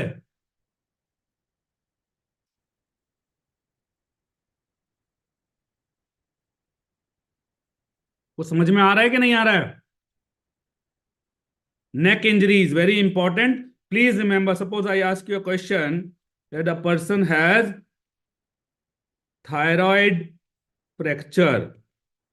What cannot be the hanging, ligature strangulation, manual strangulation, traumatic asphyxia? What cannot be the cause? What cannot be the cause of thyroid fracture. What will be the answer? It's a common sense question. Tell me. Very commonly asked, very complicated in the books. Way answer दो ना.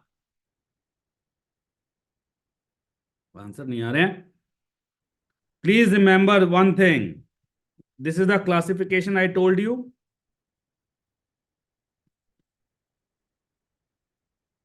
If any neck injury will occur in 1, 2, or 3, which one the neck injury will occur? Tell me.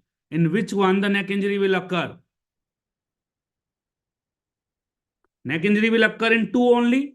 So whenever any neck injury is given in your exam, anything related to 1 or 3 cannot be the answer. Simple as it is. This is the most important point. So please remember one thing. This is suffocation asphyxia. Suffocation asphyxia cannot be the answer. It has to be got something from the compression of neck. And these 3 are the most common. Compression of the neck is either hanging and strangulation. In strangulation, mostly it is ligature strangulation or manual strangulation. So whenever any neck injury is given in the choice, usually the answer will be either manual strangulation, ligature strangulation, or hanging. Clear? Most neck injuries, whether I say thyroid fracture or extensive injury to the muscles of the neck, bleeding in the neck, anything, most neck injuries occur in manual strangulation, ligature strangulation, or hanging. Tell me, which one? See, in hanging, the force is very high, but the problem is the force is directed upwards. So in hanging, the force is minimal. That अभी तो कहते हैं life में focus is very important. In manual strangulation and ligature strangulation, the force is inward, and moreover, by manual strangulation, there is a focused force by the tip of the fingers.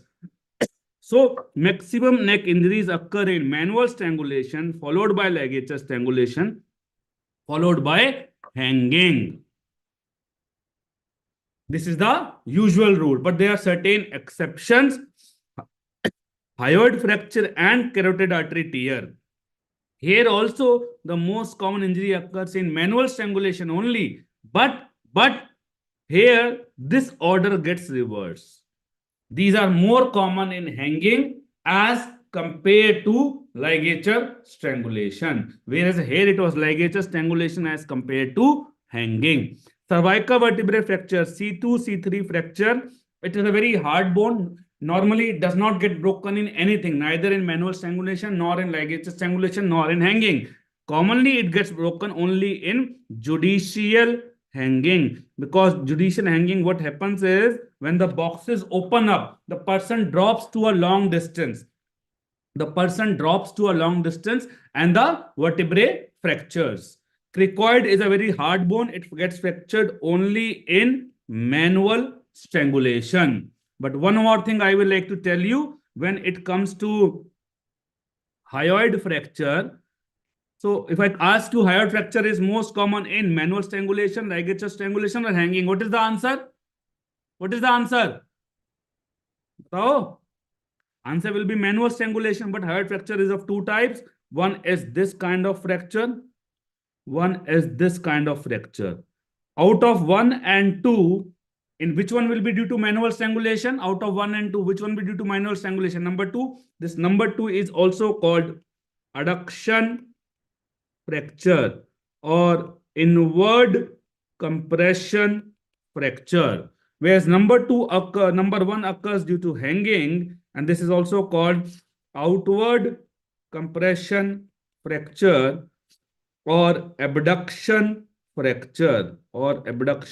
fracture Okay. In ligature strangulation, it is non-specific, not that common. Similarly, when it comes to the carotid artery tear, this is also more common in manual strangulation, hanging, or ligature strangulation. Tell me, carotid artery tear. This is also most common in manual strangulation only. But carotid artery tear can be of 2 types. One is the longitudinal tears.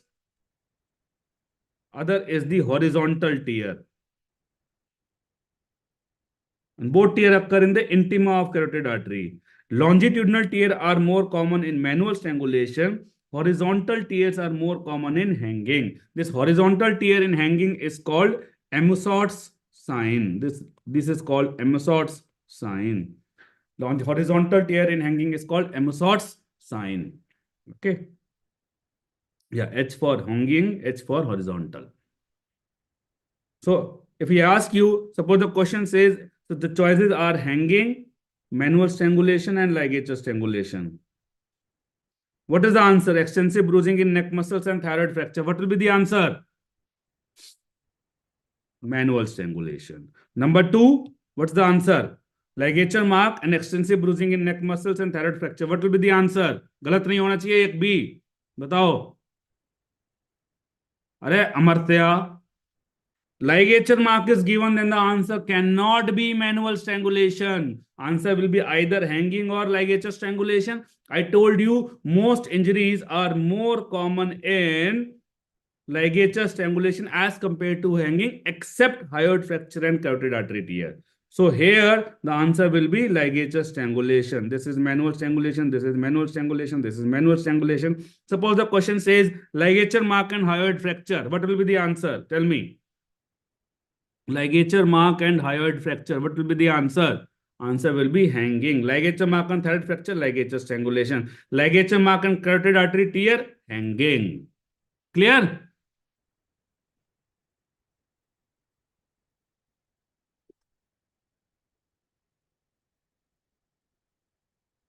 Drowning. Two kinds of classification is very important. Typical drowning, also called primary drowning. Second is atypical drowning, also called secondary drowning.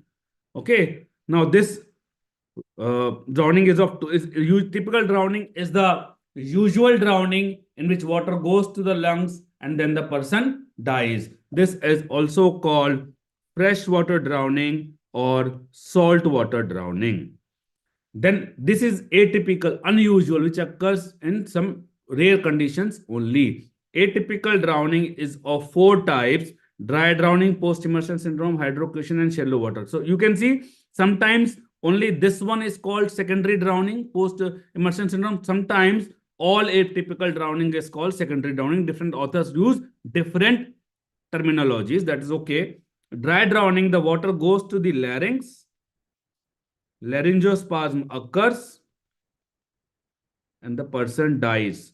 Water is not going into the lungs at all. So this is cause of death is laryngospasm. In post-immersion syndrome, initially the person is saved, but he dies.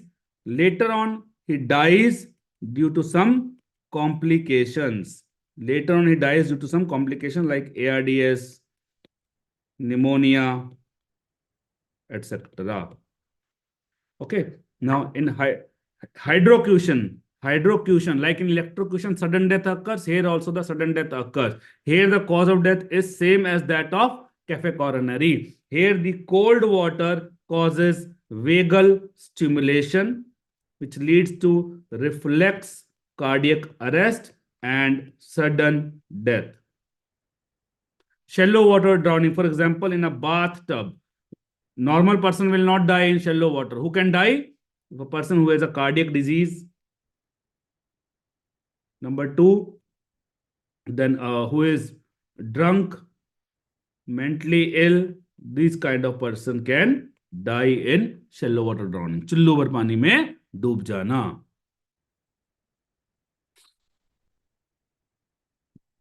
Ton टन टन टन टन टन टन. बेटा ये गोली की तरह क्लास जो होती है ये 3 घंटे की, ये तो मक्खन मिल रहा है. अटेंटिव रहना. अभी दिमाग इधर उधर दौड़ा रहे हो तो दिमाग वापस भी लाया जा सकता है.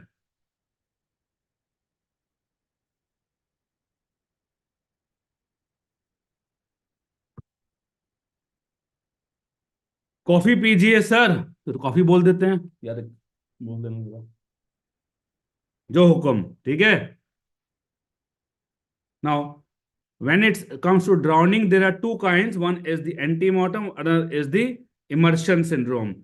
In immersion syndrome, it will also only come to know that the it can occur in both antemortem and postmortem. They will simply, it will not tell us so you should be differentiating which are the signs of antemortem drowning versus which are only the signs of immersion, which simply tells that the body was in water. That is a commonly asked question. Signs of antemortem drowning. This is cadaveric spasm. This is the best sign. Then drowning froth is the second best sign. We are discussing the signs of antemortem drowning. Okay, froth can be found in other conditions also, but it is not that much large in quantity. Third is emphysema aquosum, the way the lungs become heavy and overinflated. Then the presence of mud in respiratory passages, that means the person inhaled it.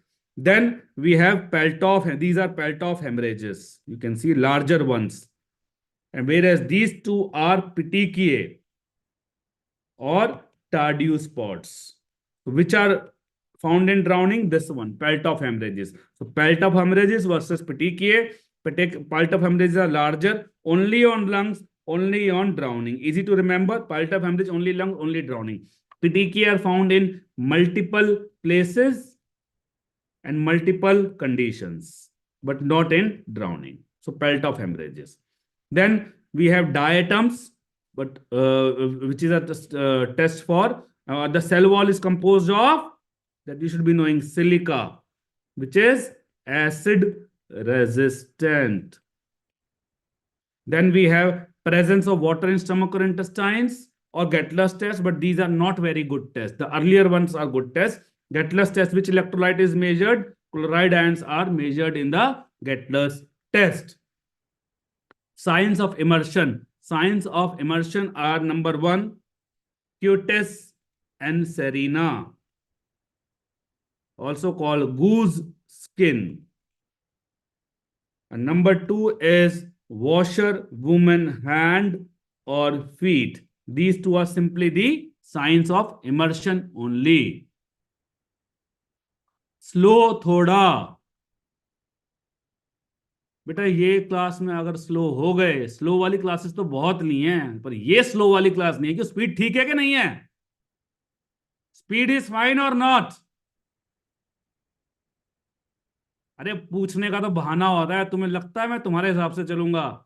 तुम कुछ भी लिख दो, फर्क नहीं पड़ता है, ठीक है ना? हमारा काम है तुम्हें वो देना जो तुम्हारे लिए जरूरी है और तुम्हारे टाइम के हिसाब से। इसी को तो स्ट्रेटेजी कहते हैं। मतलब सिर्फ क्लास लेना थोड़ी ना है, मतलब ये है कि तुम्हारा कुछ फायदा हो जाए क्लास के बाद।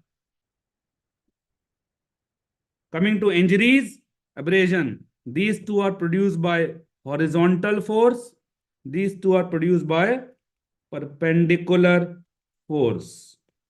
Okay, scratch abrasion is produced, only length is there. For example, produced by a fingernail. Graze abrasion, length plus breadth. Commonly you will see in road traffic accident. It resembles burns due to friction.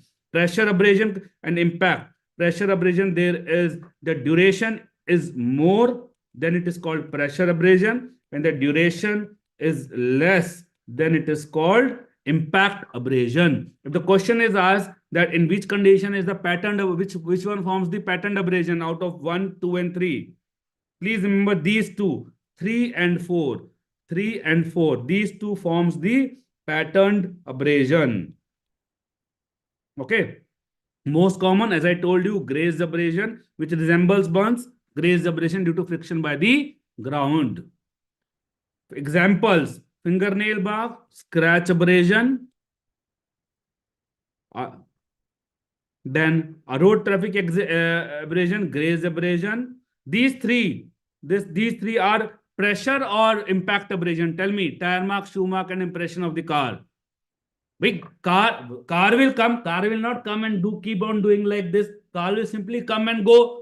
Shoe, you will kick a person, you will completely kick and it will be gone. So this is pressure abrasion. सब common sense है बंधु, दिमाग लगाओ. Ligature mark and teeth bite mark. These will be, sorry, देख रहा था तुम सो रहे हो कि नहीं सो रहे हो, किसने बोला भी नहीं. This is impact abrasion because the duration will be less. गलत मत बोल देना बेटा, मैं गलत नहीं होता, मैं चेक करता हूं तुम्हें.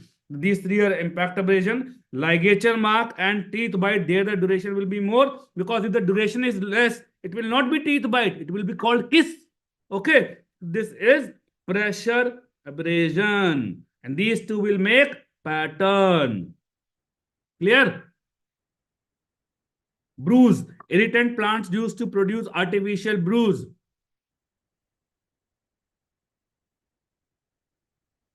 ये कह रहे हैं सर डर रहे हैं। अबे हमें साले डराने वाला कौन पैदा हुआ है?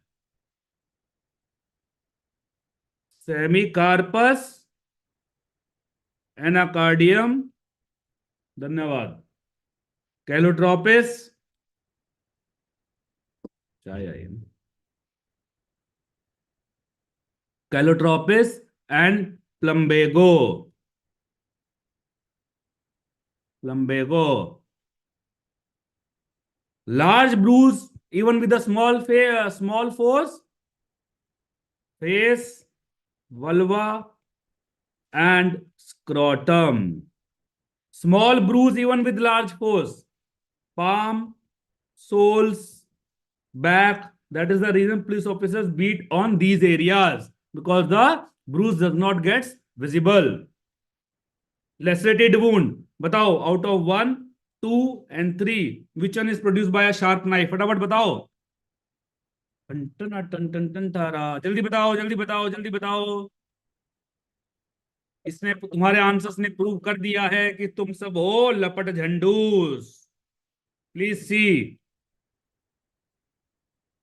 Sharp force, blunt force. That is incised wound or lacerated wound. What's the difference?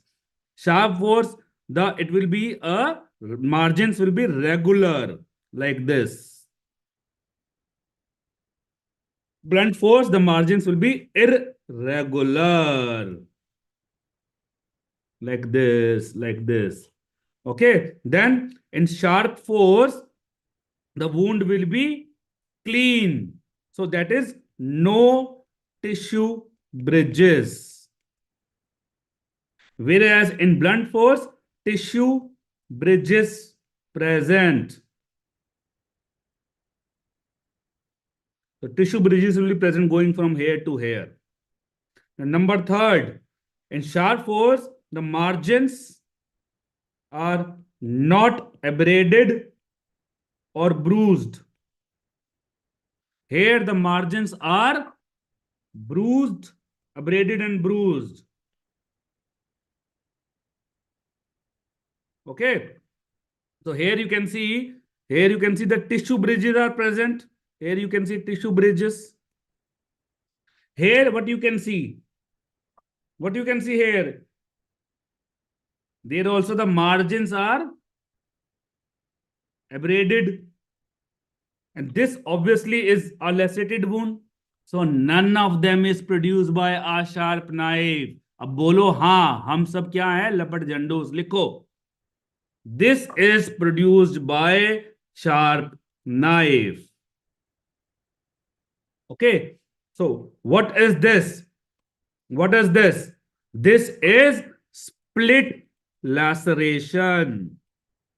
That is split laceration. Types of laceration. Split laceration is also called incised looking lacerated wound. साले कह रहा है क्वेश्चन रॉन्ग है. मेरे को question गलत मत कह दियो, शराब लगेगा बुरी तरह अपने गुरु को अगर रंग बोल दिया तो. Split laceration is also called incised looking lacerated wound. So when the wound is lacerated looking like an incision, it will occur over the bony prominences. Bony prominences. Example, scalp. If you have attended Dr. Atul Gupta's class, you will not make this confusion. But if you become a Lapat Jandus doctor, then you will write in your exam, if a patient comes with this wound, you will say incised wound, and the case will go in a wrong direction. नाक मत कटा देना. Scalp, zygoma, shin, iliac crest. Okay, stretch laceration. Suppose you hit somebody with a shoe, overstretching of skin will occur. Avulsion laceration, it will occur due to a road traffic accident. What happens? The main thing is there is a flaying injury. The portion of the skin gets detached. That is the main thing of avulsion injury. So which one is avulsion injury here? This is avulsion injury. Avulsion injury.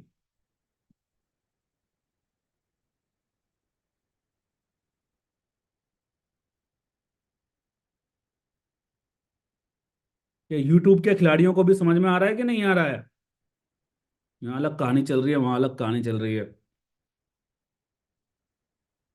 Tears produced by some hard irregular object, okay, like doorknob. That is the most common type of laceration.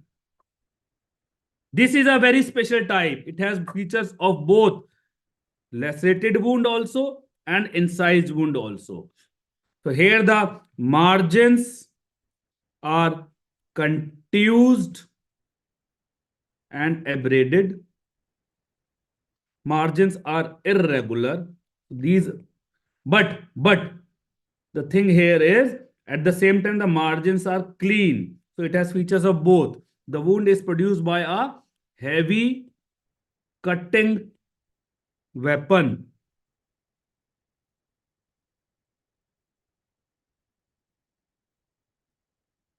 Heavy cutting weapon. Example, axe. There's a deep gaping wound is produced like this. So this is chop wound. Chop की थी ना मैंने तुम्हारी अभी इसी question में, तो this is chop wound.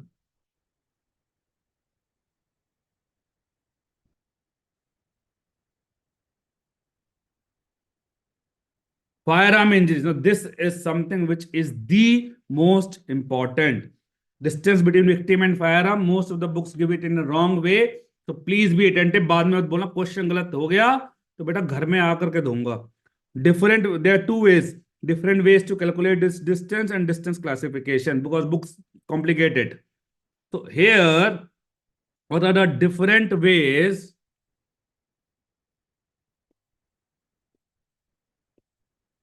to calculate distance between victim and firearm? One is presence or absence of singeing, blackening, and tattooing. Then muzzle imprint. Then size and shape of the wound. Okay. When I say singeing, blackening, and tattooing, suppose this is the firearm. When the bullet comes out, apart from the bullet, other things also come out. One is singeing. Singeing occurs due to flame. Okay. And then blackening. Singeing is burning of hair occurring due to flame. Then blackening. Blackening occurs due to smoke produced by burnt gunpowder. Then tattooing occurs even till the larger distance. So SBT. Okay, SBT, tattooing occurs due to unburnt gunpowder particles because unburnt particles will be a bit heavier. So their presence or absence help us to know. Now, if we do the distance classification, now this is very confusing and important because books confuse you like anything. One is the contact.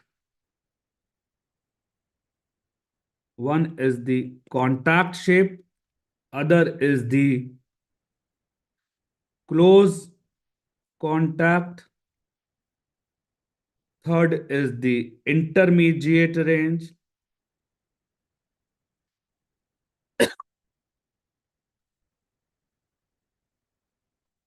And fourth is the distant range. So just remember in a objective, subjective way, contact, slightly far close contact, then intermediate, and then the distant range. No need to attach any value like 10 centimeter is close or 50 centimeter is close. Nothing like this. Now, contact can either be loose contact or tight contact. Why so much fuss about it? Because only because tight contact will have another type of features, whereas loose contact will have features just like close contact. Okay. And then point blank, it will also have the same features. Point blank means very close. The another is near contact. Another is near contact. Then intermediate is also called medium range or near range.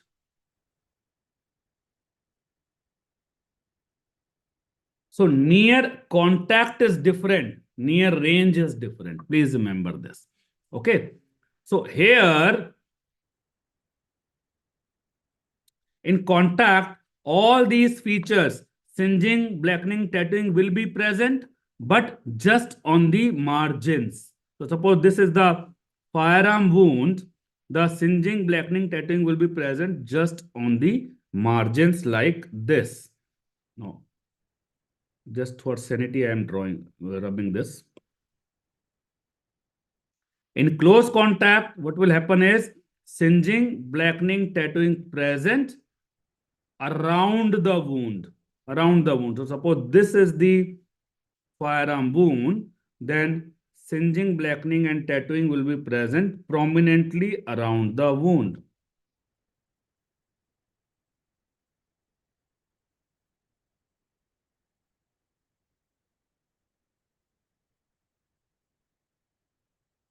Actually, all are present singeing, blackening, and tattooing, but much you are more easily able to see blackening predominantly.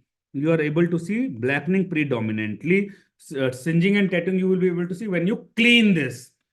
In intermediate range,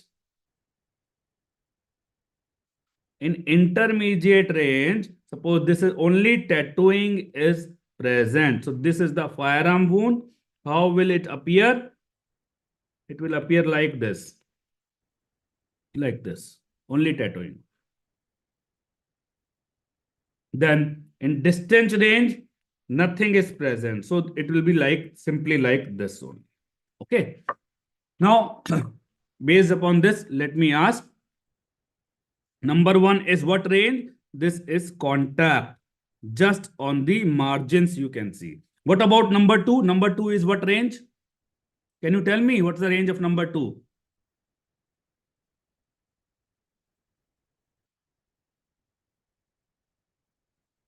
This is one gola. Contact पूछा है तो बाद में close contact ही पूछेंगे हैं वो एक अलग आ रहा है शॉर्ट गन वो तो मैंने क्वेश्चन है what is the distance what about the second gola? This first gola is because of the bullet and the second gola is because of the firearm itself, the muzzle of the firearm. Firearm was in contact with the body and that also made an impression, muzzle imprint. This is also contact. This is also contact. Okay. So one another type of contact wound that you can see is sometimes you can see a muzzle imprint. So please remember, I told you, no, there's one is singeing blackening, other is muzzle imprint, which is seen in contact only. So here the wound can appear like this. This is the firearm wound. There's a muzzle imprint around it, and there can be little bit blackening here. Okay, this kind of wound can also be produced. And number two should be simple. It is close contact. You can see blackening. Number three is intermediate range. Number fourth is tattooing. Okay.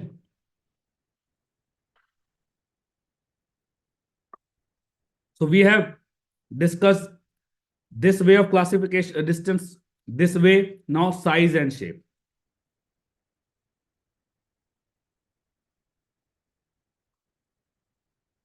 Now distance from size and shape of the wound. Distance from size and shape of the wound.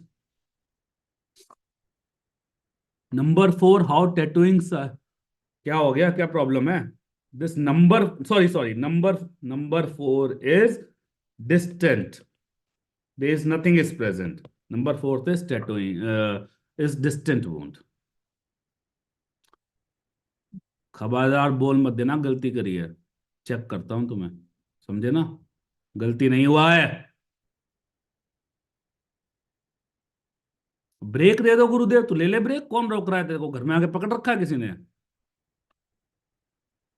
Distance from size and shape, rifled arm and shot gun. In rifled arm, the bullet will always produce either a round or oval wound, irrespective of the distance. So distance is not much helpful. But in shotgun, distance helps a lot. Why? Up to 30 centimeters, all the pellets go together and produce a round wound. Then after 30 centimeters to 2 meters, the pellets slightly start separating out. This is called rat hole wound. Then after 2 meter to 4 meter, suppose there is one rat hole wound, along with, suppose there are 100 pellets, maybe 98 or 99 or 95 will go together, but few will separate out and make their own individual satellite wound. Satellite मतलब दूर. Then more than 4 meters, there will be no central wound, only individual pellet wounds. Only individual pellet wounds. So you can see here that in this distances, I am saying up to 30, 30 to 2 meter, 2 meter to 4 meter. I am not classifying them as contact, close range or intermediate range because this classification is not there. Simply that is the reason. So that is the reason here I am not classifying in that way, contact, close contact or something like that. Clear? But then there is a special scenario. There is a special scenario. Contact or close contact, contact or close contact over skull. Here what happens is, and it the as the bullet or pellets go inside, lots of gases also go inside, and these gases produce an outward force.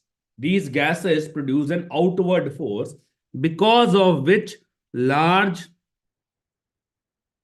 cruciate shaped or stellate shaped wounds will be produced. And sometimes even complete burst, if the gases are too much, even complete bursting of skull can occur.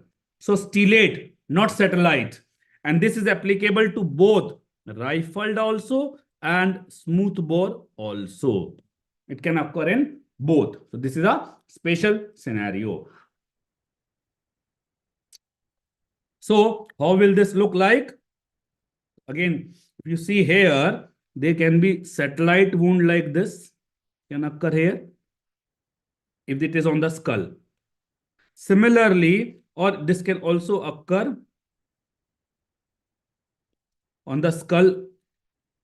It can occur in hair also because it occurs in both contact and close contact. But how will you differentiate? In skull, it will be the blackening will be present just on the margins, whereas it will be present prominently around the wound. Prominently around the wound. Okay, this is how.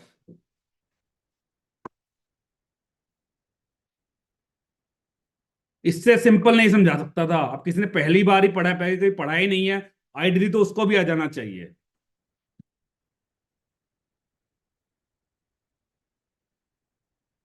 अपनी तरफ से तो भैया जान लड़ा दी है। अब फिर भी अगर तुम नशे में बैठे हो, दिमाग बंद करके बैठे हो, तो बात अलग है।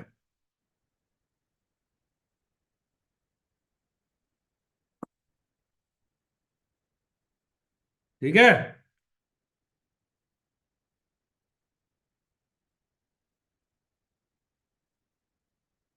Okay, thermal injuries. In thermal injuries, generalized effects of heat is most important. What happens is, suppose you are working in a hot climate, बंदरों की तरह तुम धूप में उछल कूद कर रहे हो, sweating will occur, but what will happen is you will drink water. but you will not take salt. What will happen is it will cause dilutional hyponatremia. This will lead to heat cramps, also called miner's cramps. This is the first condition.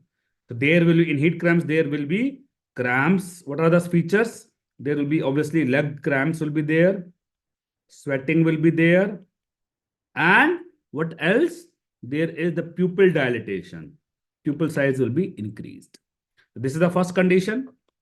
Then second condition, if the BP sweating will continue, if the sweating continues, then the BP will start falling, which will lead to fainting. This condition is called, this second condition is called heat syncope or heat prostration. Heat syncope or heat prostration. It will have all the features of heat cramps. That is, there will be leg cramps, then sweating, then fainting. Sorry, it will have all the features of heat cramp, that is leg cramps, sweating, pupil dilatation. But in addition, it will also have the features of low BP and fainting, additional features. Till now, the body temperature was controlled. After that, what will happen is now the body temperature will start increasing. But the thermoregulatory mechanism is still functioning, but the body temperature starts increasing. This third condition is called heat hyperpyrexia. Sorry, heat exhaustion. This condition is called heat exhaustion. Here it will have all the above features: leg cramps, low BP, fainting, pupil dilatation, sweating. Okay, all these features are there. In addition, there is also increased body temperature. Not very high, but some increase. Some increase. So these three, after that comes the dangerous condition. What is the dangerous condition? Is the fourth one is the heat stroke or heat hyperpyrexia. The main thing here is the thermoregulatory mechanism fails. Thermoregulatory mechanism fails.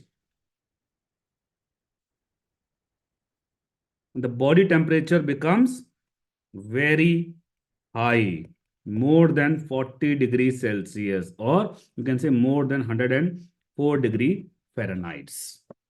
And because the thermoregulatory mechanism has failed, the body starts collapsing. The pulse become fast and thready, weak pulse. There is collapse, unconsciousness, very severe features. And because the thermoregulatory mechanism is failed, the body is not able to understand what it has to do. So there will be absence of sweating. Sweating is a normal compensatory mechanism, but the thermoregulatory mechanism failed. Instead, there will be shivering. Why? Because the mechanism is failed. No, normally shivering occurs when the person is feeling cold. But here, despite having high fever, there will be shivering. There will be decreased Purkinje cell mass of cerebellum. And then there will be decreased pupil size. So this is, again, you can see, especially this sweating, very opposite feature. Decreased pupil size, very opposite feature. So these and the body temperature very high. So this is all heat stroke. ठीक है?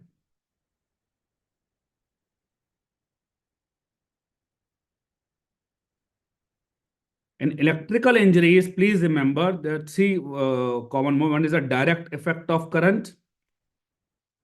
It causes depolarization of cells, which leads to ventricular fibrillation and death.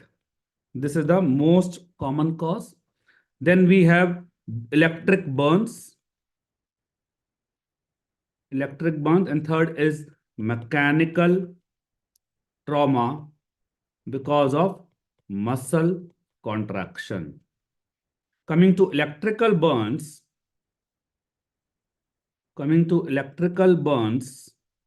it's of two types: endogenous burns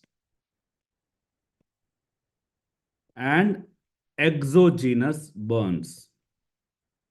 Endogenous burns occur when there is a contact between electric source and body.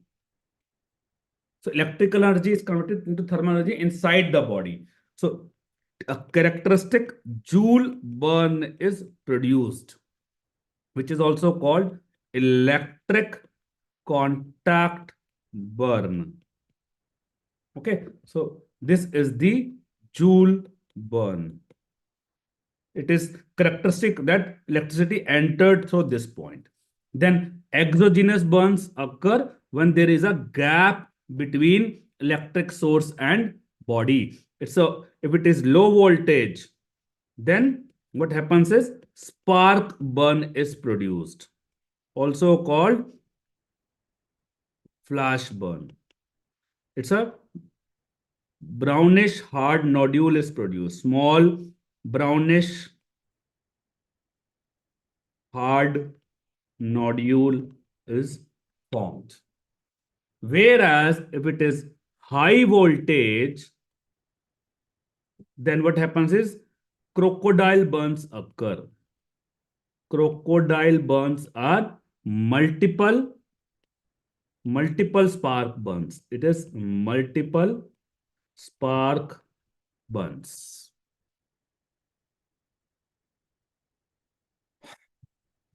This is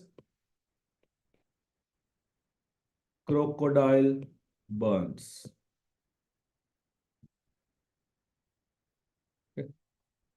We काम करते हैं because let's take the toxicology segment. Lightning injuries बताया था. Lightning injuries, these are the characteristic lightning burns. They have a fern-like pattern, like a branches of tree, like this, branches of tree. This is lightning injuries. Clear? So now let us do one thing. Let us start with the more important topic, that is toxicology, and other topics we will cover after that. So let us first cover the toxicology, which is even the most important.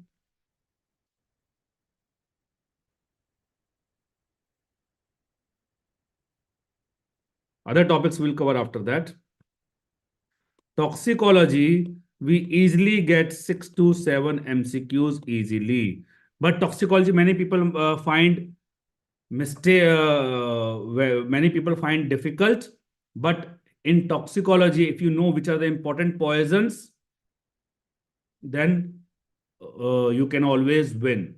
Toxicology, the problem is there are thousands of poisons, but students don't know which are the important ones. If you know what are the important ones, toxicology is very, very simple. Forensic से कितने question आते हैं? In FMGE, you can get anywhere between 10 to 13 MCQs, which is very high number. Okay. Classification of, so here you remember when it comes to toxidrome, these red ones are the most important poisons. So the reason I have given this classification, you don't have to learn the classification per se, but the reason is you should be knowing that these are the most important poisons, red one. Okay. So if you are not studying the red poisons, that means you are doing a crime. These are very few poisons which are so commonly asked.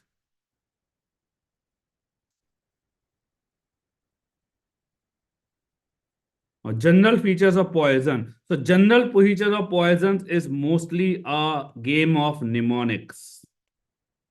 After that, so here I will simply tell you mnemonics only. Whereas in the next features, toxidromes, they it will be all concept, all concept.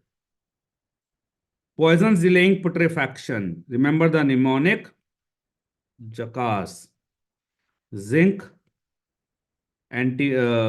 zinc, arsenic, carbolic acid, antimony, and strychnine.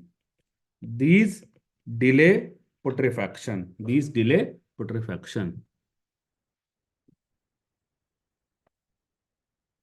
Color of post-mortem. This is all that you have to do a rectification. This is a complete rectification, but very important topic. Okay. And please remember, in these three conditions, the oxygen level in the body blood is increased or decreased. Oxygen level in the blood is increased or decreased. कर दी ना लपट झंडूस वाली बात. In these conditions, the oxygen level is actually what happened? Increased in blood, but tissues are not able to use it. That is the issue. That is the reason you see reddish color. That is the reason you see reddish color. Okay, like you have ज्ञान का भंडार, but you are not taking it. Oxygen है, मिल नहीं रही है, ले नहीं रहे हो. That is the problem. Reddish color is occurring because of C for carbon monoxide, C for cherry red. Then smell in different poisons, very important. Garlic smell, very important. Topa, remember garlic topa, Topa. Fruity cane, Cane. So this is also you have to rectify. General management of poisons. One step is stabilizing, then the removal of the unabsorbed poison, removal of the absorbed poison, and the symptomatic treatment. When it comes to the unabsorbed poison, one is the contact poison. In the contact means on the skin, what will you do? You will do washing.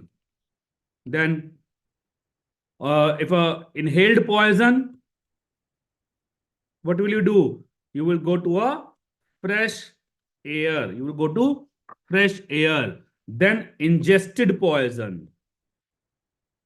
In ingested poison, you can, earlier we used to do MSs by Ipecac, but it is no longer done nowadays. What do? You do either gastric lavage and activated charcoal. Both of them can be used for most poisons. They can be used, but use is limited. Efficacy is limited, I will say. Efficacy limited. Why efficacy is limited? Because if they are useful only if the patient comes early. If the patient comes late, they are not useful. But the thing is, most patients will come late only. It will not happen. The patient is just near the hospital and then he will take the poison. So that is the reason the efficacy is limited. Please remember one thing, the poisons which can be used in most conditions, there you have to remember the contraindications, and the poisons which can be used only in few conditions, there you have to remember the conditions where they can be used. So for gastric lavage, remember the contraindications. It can be it is contraindicated in all corrosives except carbolic acid, because carbolic acid makes the wall hard and leathery, so there is no risk of perforation. In other corrosives, there is a risk of perforation. Convulsive, comatose, and volatile patients, it should not be used because of the risk of aspiration. Esophageal irritation, it should not be used because there is a risk of bleeding. Now, please remember one thing. When we say activated charcoal, ideally it can be of two types: single dose activated charcoal and multi-dose activated charcoal. So, multi-dose activated charcoal is given in which poison? Which undergo enterohepatic circulation, because in case of enterohepatic circulation, these poisons get secreted into the stomach again after a few hours. So multi-dose. But please remember, if in the question it is not, multi-dose is given only in a few poisons only. Single dose activated charcoal can be given in multiple poisons. So if you have an exam, the question does not specify single dose or multi-dose. It implies it is talking about single dose because that is the something which is most commonly used. Now, please remember for single dose, because it is used in most conditions, there you have to remember the contraindications only. So it single dose activated charge. So please remember, AC is not used in HACO. For multiple dose activated charcoal, because they can be used in multiple conditions, there you remember this mnemonic. These people drink charcoal quickly like this. Okay, so always remember the same mnemonic. Don't keep on changing the mnemonics. Otherwise, there will be no point of having the mnemonics. Just give me 2 minutes. उछल कूद कर लो, नींद भगा लो, 1 minute में आया बस. ठीक है, भागना मत.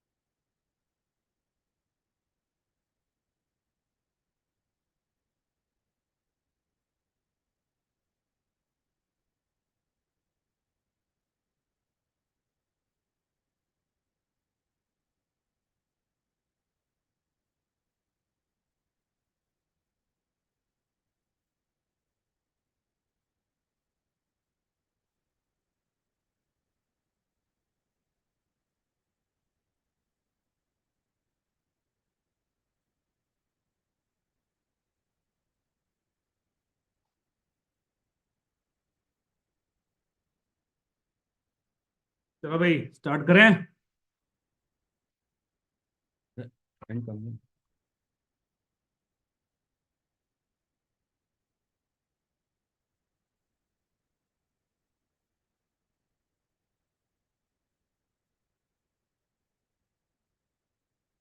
So now management of absorbed poisons. One, you can do removal by excretion. Second is you can take the antidotes. These two things you can do.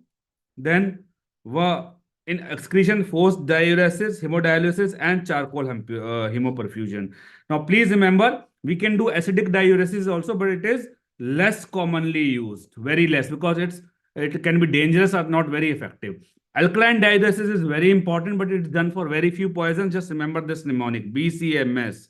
Very few poisons, very commonly used. Okay, very commonly asked, I will say. Okay, not in many poisons, but in these poisons, it's very important. Then hemodialysis may be used for few poisons only. Please remember heavy blast. Heavy blast can be treated by dialysis. Heavy blast can be treated by dialysis. Now, please remember, this is a very, very important antidotal list. It comprises of both the forensic poisons as well as the drug overdose. I have compiled it into one place. इसको उतार के चिपका लेना अपनी दीवार पर. It can be like a gold mine to you. Okay, the list of antidotes. We will discuss them when we do individually. But I'm telling you, just take this print and go paste it. Okay. Coming to toxidrome, this is all conceptual. Books don't teach in this way. You can cover multiple poisons by understanding the concepts.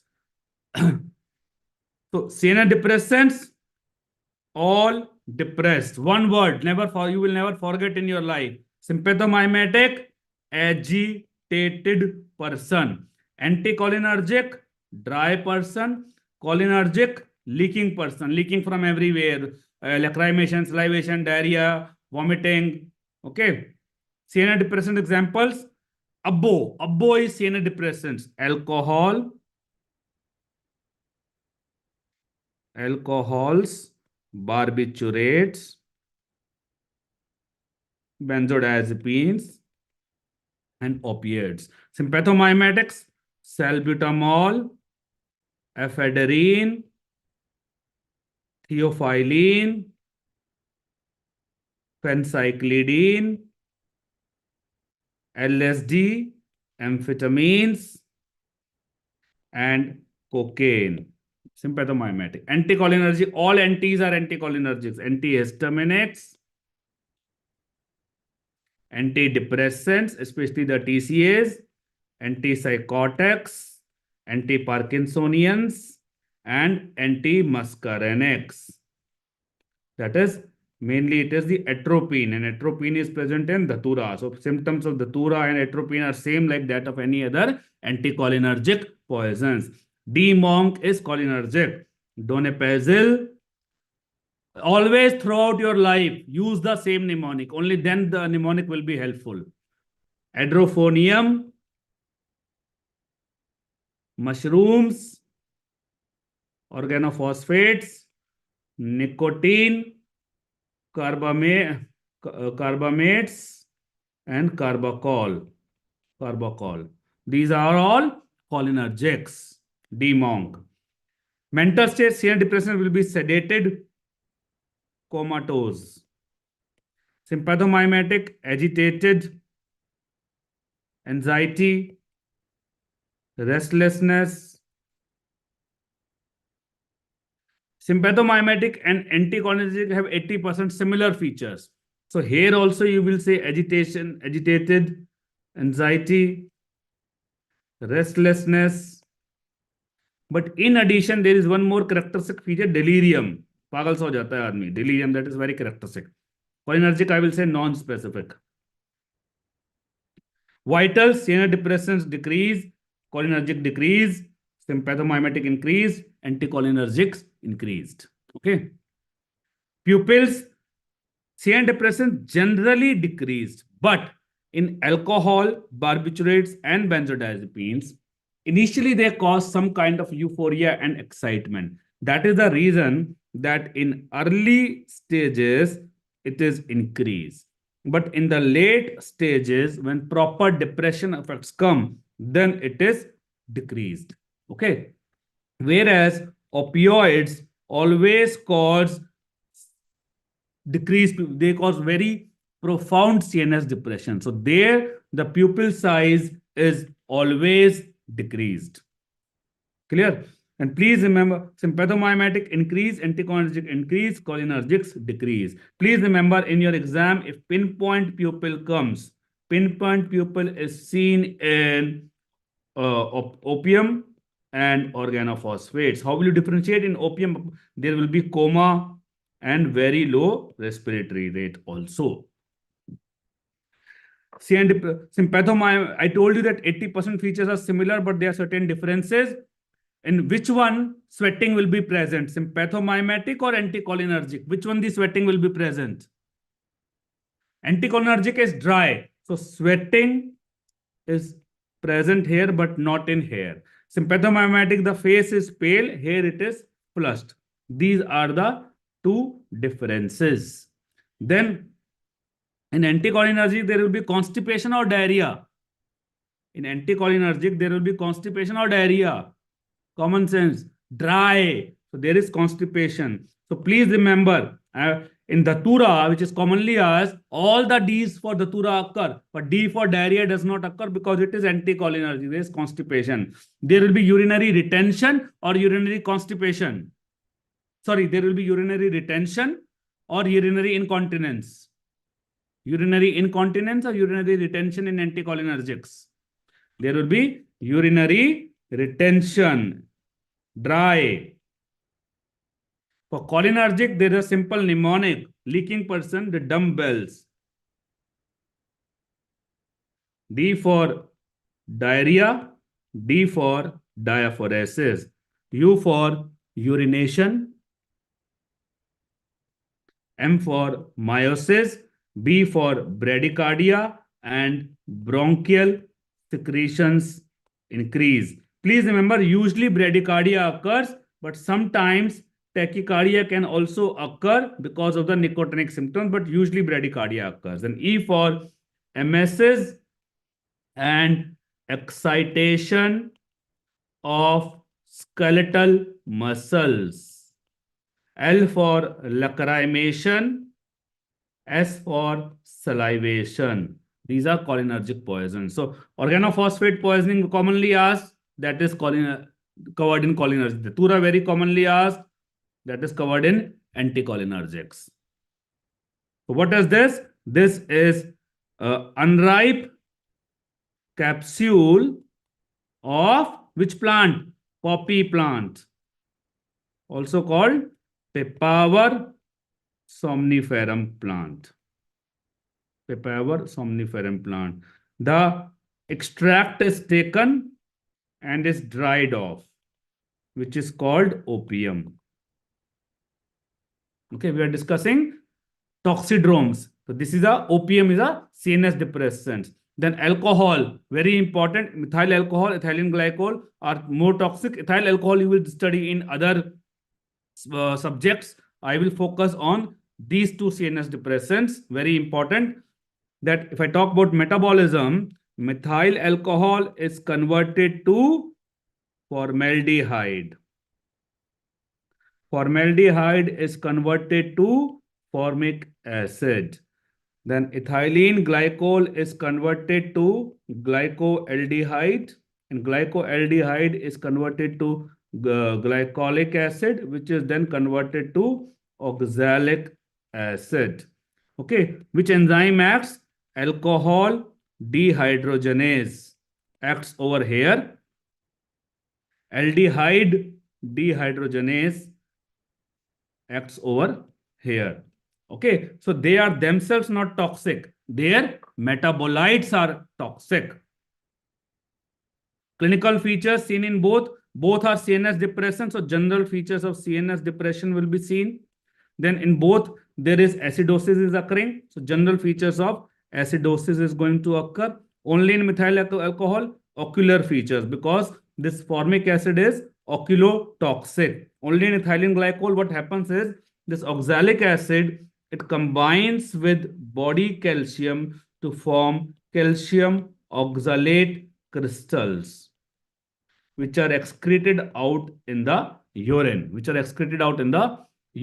This leads to features of hypocalcemia, like paresthesia, tetany, etc. So there will be calcium oxalate crystals in urine and features of hypocalcemia. Okay. Treatment in both.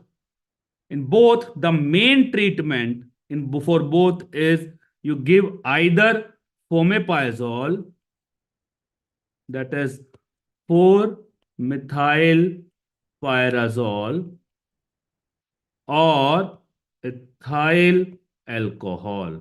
Both of for methyl alcohol as well as ethylene glycol, we can give either fomepizole or we can give ethyl alcohol. If you both are very good, but fomepizole, I will say it is even better because of the less toxicity. So very simple. जिसने नकली दारू P उसको असली दारू पिला दो. ठीक है? That's the main treatment. Second is you can do dialysis. Remember, heavy blast can be treated by dialysis, the mnemonic.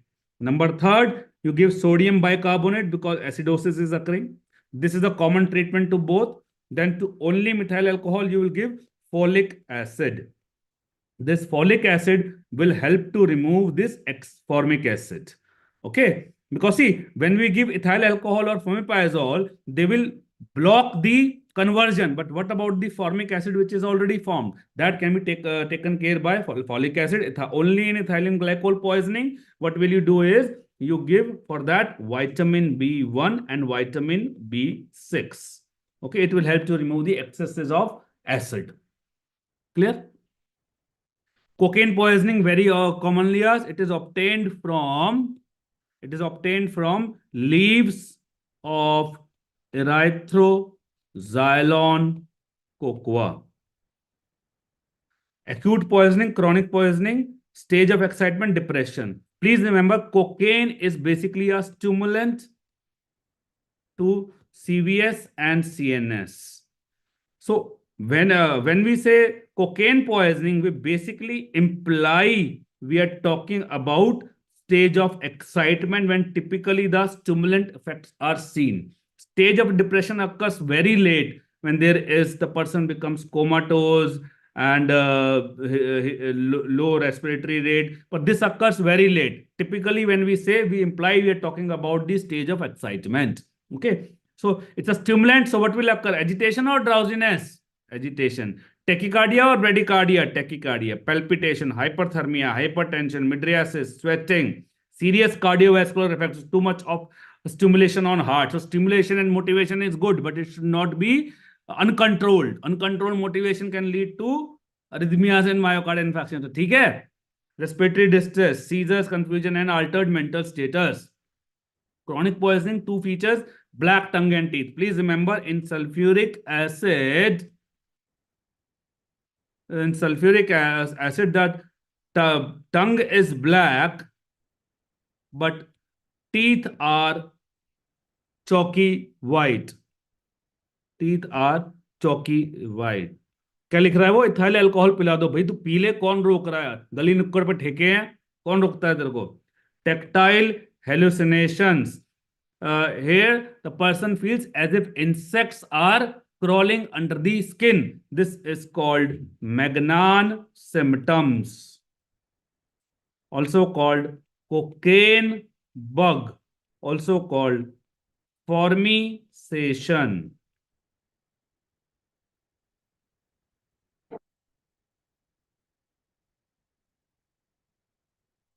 So this is a sympathomimetic toxidrome, belongs to sympathomimetic toxidrome. The Datura, it belongs to anticholinergic toxidromes.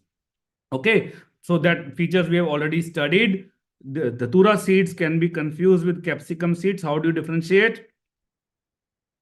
These are larger, smaller, color is kidney shaped. These are round. Sorry, color, I'm talking about the color.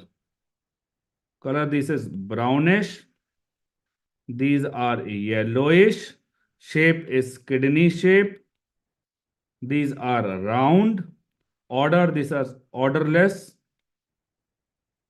These are pungent order. Pungent order. Active, these are the active principles. So Datura is anticholinergic. So for Datura, treatment will be a cholinergic drug like physostigmine. Physostigmine. Okay. Now, coming to cholinergic, main cholinergic poisons is organophosphates and carbamates. These are the two main things. Both of them are insecticides. So that is the reason we study organochlorines also along with them, because organochlorine is also an insecticide. Organophosphates is an irreversible inhibitor of acetylcholinesterase enzyme, acetylcholinesterase enzyme inhibitor, and whereas carbamates can be either irreversible or reversible. Organophosphates are all irreversible. It can be alkyl or aryl, very, very, very commonly asked in your exams. Okay, organophosphate poisoning. Carbamates can be either irreversible or reversible. Reversible, or many of them are used as drugs. Okay, therapeutic drugs. So Organophosphate poisoning will be same as that of any other cholinergic poisoning. So please remember when it and in organochlorines, whenever in the end you see Ne or In, those are organochlorines. When if I talk about the treatment of a cholinergic poison, please remember for any cholinergic poison, the main treatment is atropine. For organophosphates are also cholinergic poison, so there also the main treatment is atropine only. But along with atropine, we also give pralidoxime, which is an enzyme reactivator. Reactivator. Okay.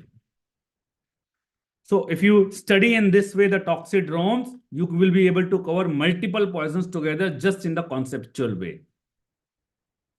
Now, corrosives, very simple, acids versus alkalis. So in the, you see C for acid, L for alkali. So coagulative necrosis occurs in acid, liquefactive necrosis occurs in alkali. So liquefaction is occurring. So that is the reason it goes more deep. It's liquefying. It's less deep. That is the reason it is more severe. It is less severe. As hard escar. Escar is a hard substance. It is formed because of the coagulative necrosis, because not because of the alkalis. Acid will mainly destroy esophagus or stomach. How do you remember that? Stomach already has acid. So if more acid goes, it will be destroyed. So acid basically destroys stomach. Acid is already there. More acid goes, it destroys. And its alkalis more commonly destroys esophagus. Okay. Now, please remember that for all corrosives, please remember one thing. Organic corrosive will have both remote as well as local action. Inorganic will have only local action. So local action, you don't have to ratify. It's very simple. All local pain, vomiting, pain, chin, chest, pain, abdomen, all these local symptoms are occurring. Now, sulfuric acid versus nitric versus hydrochloric acid. Which is least toxic, which is already present in our body, should be least toxic. So hydrochloric acid is the least fatal dose. This is about 15 ml. This is 10 ml. This is 5 ml. Fuming, no. This is fuming, so it is causes respiratory tract inflammation. H2SO4 causes black teeth. Nitric acid causes yellowish teeth. Everything becomes yellowish in nitric acid because it reacts with body proteins to form xanthoproteins, which are yellowish. Hydrochloric acid, no effect on teeth. It is not that. Hydrochloric acid is a milder acid. Perforation of stomach mainly occurs in this one. Skin and mucous membrane, it will become blackish in this color and yellow in this. Nitric acid and hydrochloric acid, skin, because it is a mild poison, it is no change in skin, whereas the mucous membrane becomes blackish in color. For vitriolage, what do we use? Vitriolage is throwing off acid. Throwing off acid. Very good. इस बार तो गलती हो गई थी. Teeth are chalky white hair. हो जाती है यार, साले मेरी गलती ज्यादा निकालोगे. For vitriolage, this is sulfuric acid is used.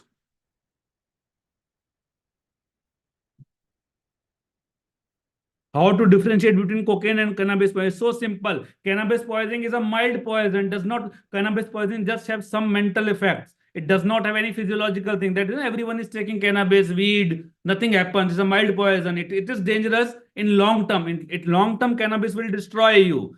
Long term, it can have very bad effects on the cognition, cannabis. But in short term, there is no physiological effects. Whereas cocaine is lethal. It can cause so much of physiological stimulation. Boric acid causes erythema and desquamation, so it resembles boiled lobster. So B for boric, B for boiled lobster. Oxalic acid, plant-based poison. It has both local or remote action. It causes coffee-colored vomiters. And what's the characteristic feature? You remember in ethylene glycol poison, what was the end compound? End compound was oxalic acid. It will also have the same features. Calcium oxalate crystals in urine plus features of hypocalcemia.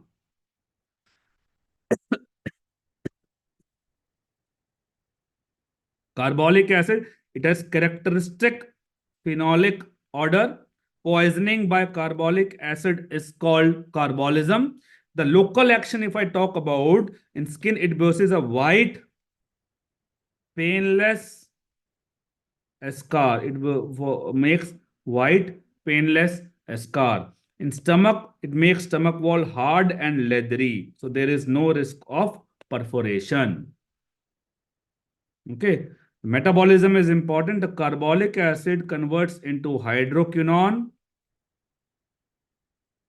and pyrocatechol. These compounds they deposit in the body tissues to cause blackish discoloration called uchronosis.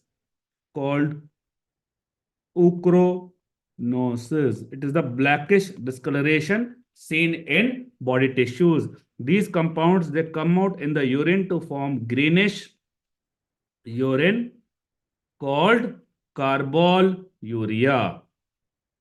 Called carboluria. Okay. This is uchronosis. You can see.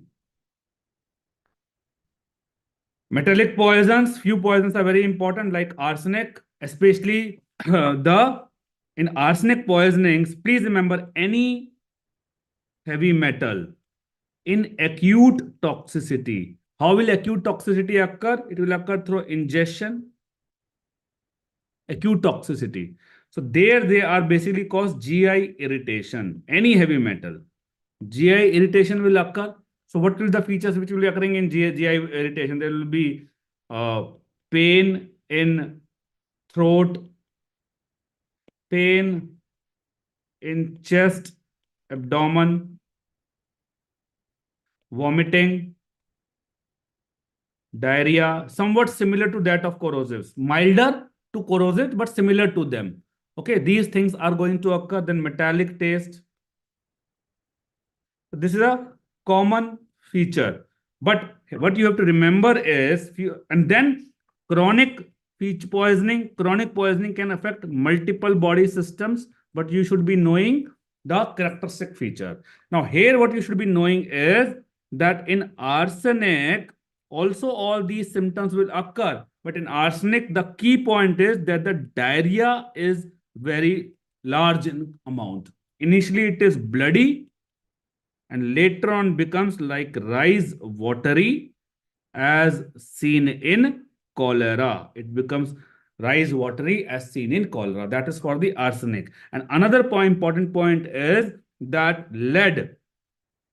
Normally, most of the heavy metals will cause diarrhea, but lead is an exception which causes constipation, Okay. So acute arsenic poisoning resembling cholera. Chronic poisoning, peripheral neuropathy. Please remember, peripheral neuropathy can be caused by arsenic, thallium, mercury, and lead. What you have to remember is the first three mainly causes sensory neuropathy, and the lead mainly causes motor neuropathy. Lead mainly causes motor neuropathy. Skin symptoms, there is hyperkeratosis of palm and soles. Then there is rain drop pigmentation. Then Eldridge-Mees lines. Please remember, Eldridge-Mees lines are seen in arsenic and thallium. Hairs, remember the mnemonic, hair on mat. That is alopecia is seen in mercury, arsenic, and thallium. Please remember, alopecia is much more a characteristic feature of thallium poisoning. Whenever you see alopecia, always think of thallium. Blackfoot disease is a kind of peripheral vascular disease, but this is much more characteristic. So peripheral vascular disease can be seen in many heavy metals, but in arsenic, it is very severe. It can lead to gangrene. It can lead to gangrene. So it is called Blackfoot disease. That is characteristic of arsenic.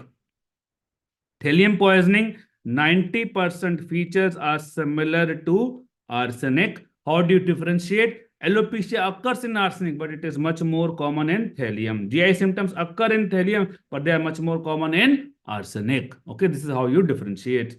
Mercury poisoning, chronic poisoning, tremor is the most characteristic feature. There are fancy name like Danbury tremors, Hatter's shakes, glass blowers shakes, shaking palsy, and concusio mercurialis.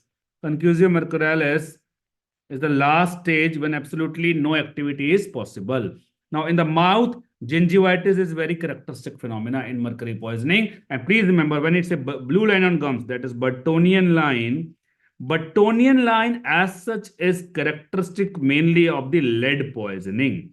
But it is also seen in MCI, that is mercury, copper, or iron poisoning. So if only Burtonian line or blue line on gums is written, then the answer will be lead poisoning. But if along with blue line on gums, tremor is also mentioned, then the answer will be mercury poisoning. Erethism is the neuropsychiatric disturbances seen in mercury poisoning. Mercurial lentis is a deposition of brownish mercury vapors on bilateral anterior lens capsule. It does not affect visual acuity. Colitis, it resembles diphtheric colitis. Okay. Acrodynia pink disease is the chronic mercury poisoning in children. So you can see the limbs become pink, puffy, painful, and paresthetic. Minimata disease is the disease which occurs due to injection of the organic mercury, that is the methyl mercury. Mainly the neurological features occur more commonly in Minimata disease. Chronic lead poisoning, A for anemia with basophilic stippling, B for Burtonian line, as we discussed, and bone line. This is bone line. In the metaphysis, you can see deposition of lead. C is colic and constipation. D for drops, that is foot drop and wrist drop occurs, that is lead palsy. Lead palsy is a late feature seen in only 10% of the adults suffering from lead poisoning. E for encephalopathy. It's an early feature seen in most cases of lead poisoning. F for facial pallor. F for facial pallor. Okay. Animal irritant, snake is something which is very commonly asked. दिमाग खुला रखना, ठीक है? Ophitoxemia, very commonly asked. Poisoning by snake bite. So here, poison snake classification. Neurotoxic snakes are cobra and crate. Vasculotoxic are vipers. V for vasculotoxic, V for vipers. These are saw-scaled viper, Russell's viper, and pit viper. Sea myotoxic is sea snake. So these four, these are the most common found in India. And the anti-snake venom mainly contains antivenom against these. Main clinical effect, neurotoxic will cause ptosis, paralysis of respiratory muscles, and ultimately because of this respiratory failure.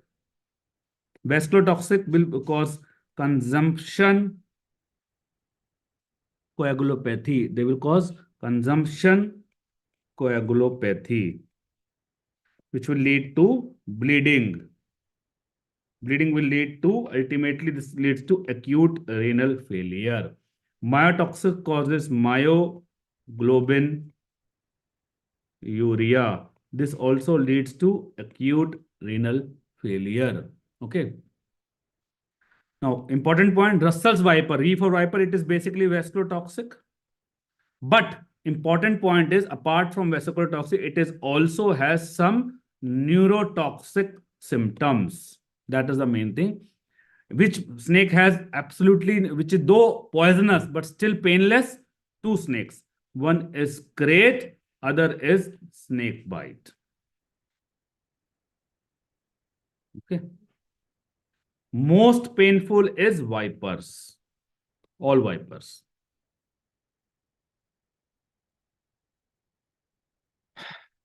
So, neurotoxic symptoms with significant local symptoms. Which snake is this? Tell me. Which snake is this? See? Yeah, cobra. Minimal local symptoms. Which snake is this?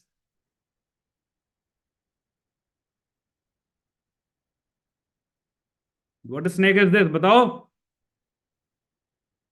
Great. No, this is saw-scaled viper. This is Russell's viper. Okay, just 1 second.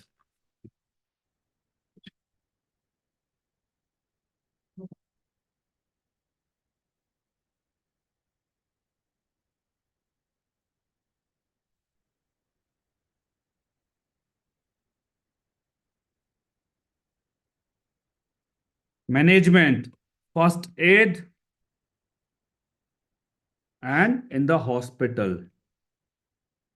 First aid treatment in snake bite is a F for first aid, F for faltu. Okay, the first aid treatment can be very useful in many conditions like rabies, but in snake bite it is almost of no use. Okay, in snake bite, not in other conditions. In other conditions it can be useful. In hospital, what do we give? We give anti-snake venom. That is the main treatment. Okay, main treatment. Then we can give neostigmine plus atropine. This is given only for neurotoxic snakes. It is given only for neurotoxic snakes. It is more, it can be given for both cobra and crate, but it is much more useful for cobra as compared to crate. It is much more useful for cobra as compared to crate, though it can be given for both the snakes. Then we give ventilatory support. Ventilatory support will give only for neurotoxic snakes, which causes respiratory failure. Then dialysis we can do for both vasculotoxic plus myotoxic, because in both of them there is acute renal failure. Then one more thing, the blood transfusion. Blood transfusion we will do mainly for vasculotoxic, because there is bleeding is occurring there.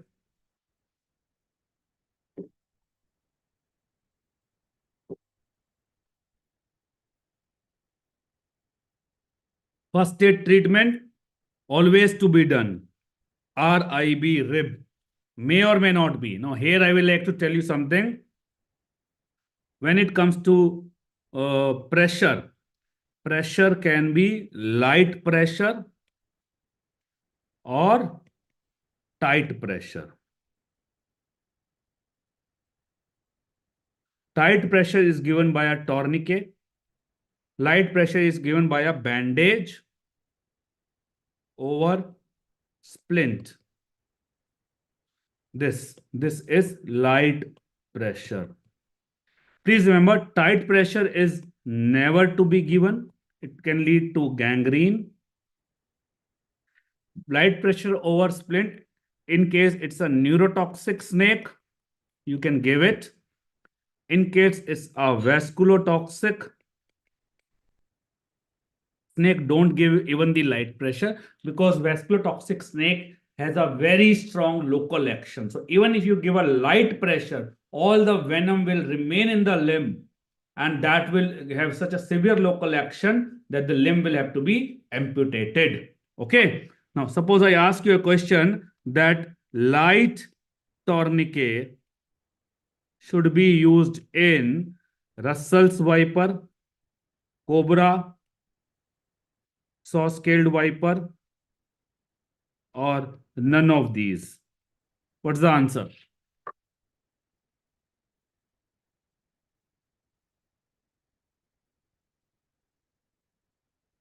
Bolo, what's the answer?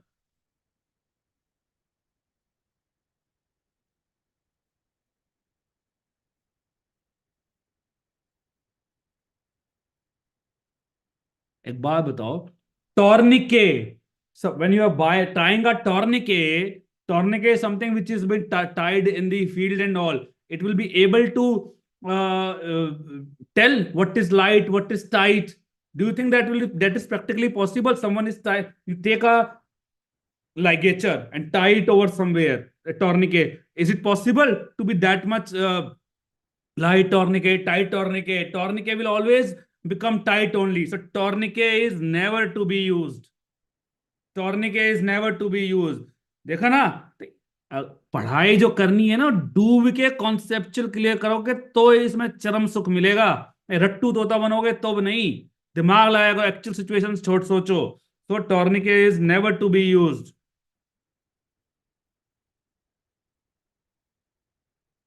This I have already taught. Now this is which snake? This is crate. How do you identify? Black snake with creamy white bands. With creamy white bands. Okay. Scorpion, you just remember one thing, that in scorpion,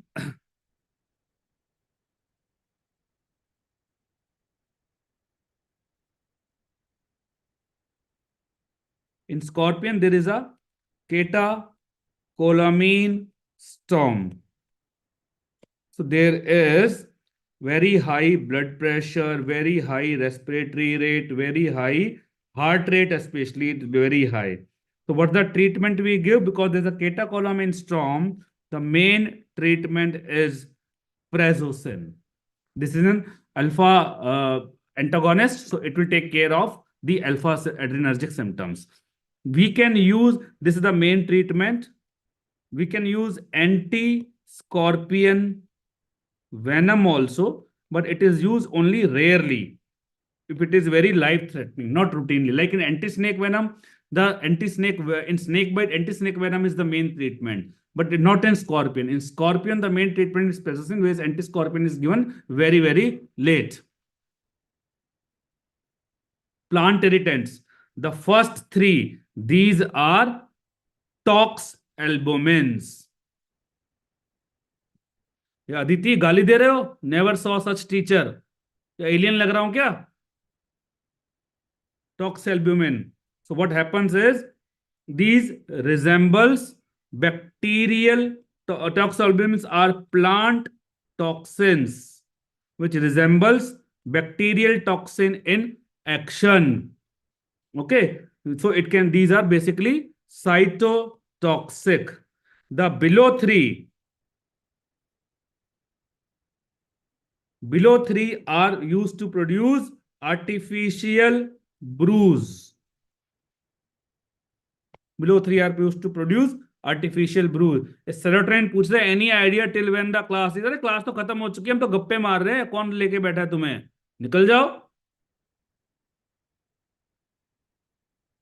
हम तो यहाँ enjoy करने आते हैं, समझे ना? हमारे बंदर लोग बैठे हैं, उनके साथ उछल कूद करने आते हैं हम. ये पढ़ाई थोड़ी ना हो रही है, तो मस्ती मजाक हो रहा है. All plant images, let's see. एक बारी में सारी करा दूंगा, जिंदगी में नहीं भूलोगे, because otherwise it becomes too confusing. Seeds brown. ये कोई क्लास हो रही है? हंसी मजाक ही तो हो रहा है. ये बीसी तो काट रहे हैं और क्या कर रहे हैं? ब्राउनिश सीड्स नहीं नहीं करना तो जाओ, भाग जाओ. Brownish seeds, these are mottled, shiny. These are, which seeds are these? Ricinus or castor seeds. Then this is, these seeds, both seeds look similar, but what's the difference? These are also brownish. These are also brownish, but these are not mottled. These are not shiny. These are croton seeds. And these beautiful seeds that you can see are Abrus precatorius, roti seeds, red with a black spot. Here for Abrus precatorius, you remember two things. One is it is used to make sueys or needles, and then when it is injected, it causes bleeding. So it resembles viper snake bite. Now, which is this? Here you can see a projection is coming. When the projection is coming like in a pencil or a pen, so this is a marking nut. Marking nut, also called semicarpus anacardium. Semicarpus anacardium. 13 दिन बचे हैं. इन 13 दिन में पीवाईटीज को घोट लोगे ना, तो कहीं का कहीं हो जाएगी जिंदगी, कुछ और हो जाएगी, समझे ना. तो it is use to by dhobis as a to mark on the clothes, and also used to produce artificial bruise. और कोई साला परेशान करे कि ये क्या कर रहे हो, अभी तक हुआ नहीं, क्लियर नहीं हुआ, ये नहीं हुआ, तो किसी की फालतू की बात सुनने की जरूरत नहीं. अरे पढ़ता रहा हूं, तू क्या कर रहा है. This is capsicum seeds. This is धतूरा seeds. And what does this? This is like an RBC shape. This is strychnine, seeds of strychnos nux vomica.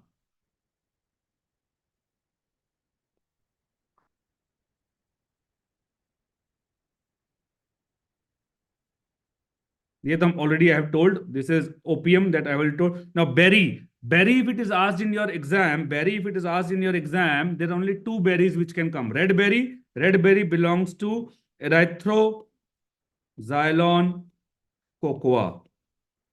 Whereas blueberry belongs to Atropa belladonna. Blueberry belongs to Atropa belladonna. So red is this leaf is also of the cocaine leaf. Cocaine leaf. How do you, very characteristic feature? There will be 3 lines. One is the midrib. Then longitudinally there are 2 more lines. When you see 3 lines, that means it is cocaine. Clear?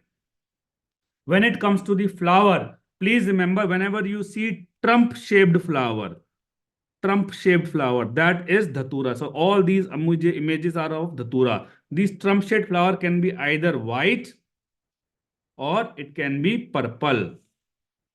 Whereas when you see spines, that is also characteristic of dhatura fruit. Okay. Here, this is aconite. It can be confused with horse radish. How you differentiate? Aconite root is more conical. It is more conical. This, you can see there are 2 parts. The upper part is like a helmet or monk's hood. The lower part is like a lip. So this is monk's hood or aconite. Aconite. अपनी girlfriend को मत दे देना, कोई देना ले मत लेना, इससे ये कार्डियोटॉक्सिक होता है. These are white oleander, yellow oleander. This is white oleander, yellow oleander. Yellow oleander is bell-shaped, very commonly asked in your exams. And another plant of same family is Cerebellum odolum. It is also white. So for the 1, 2, 3. Now for the 1 and 3, that is white oleander and the Cerebellum odolum, there are white flowers and just 5 simple petals. Okay.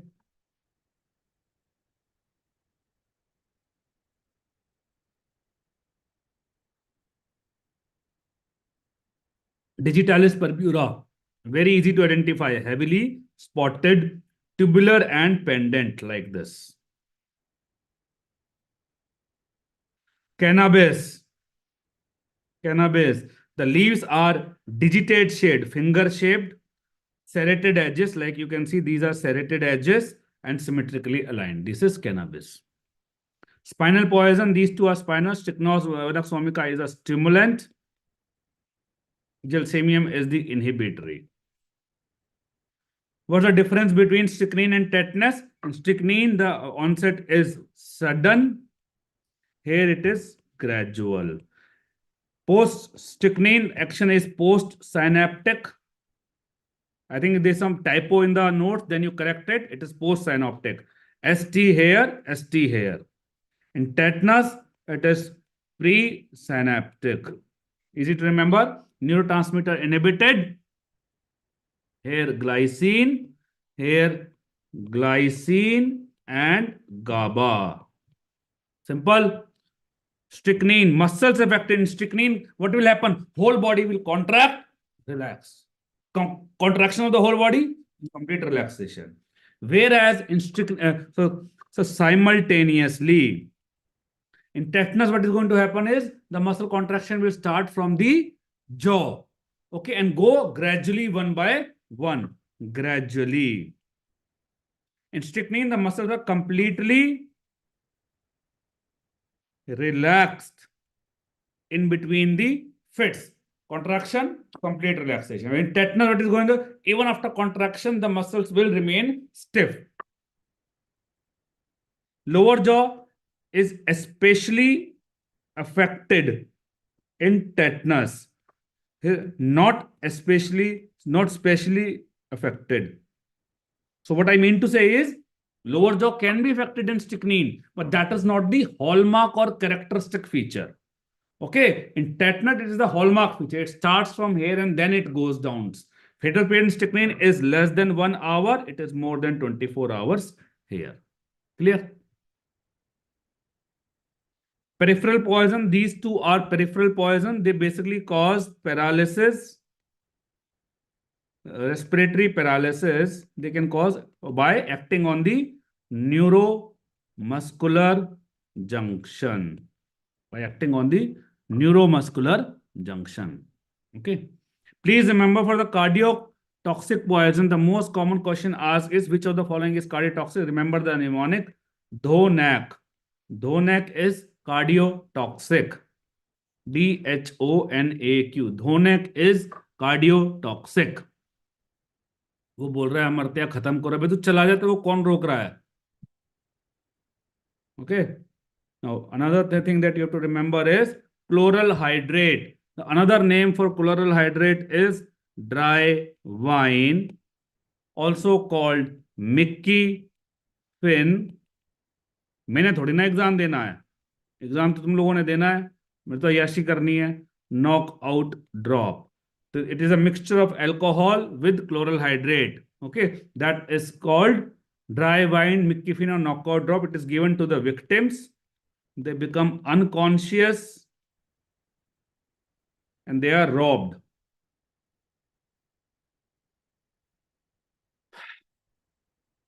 Sewer gas, James.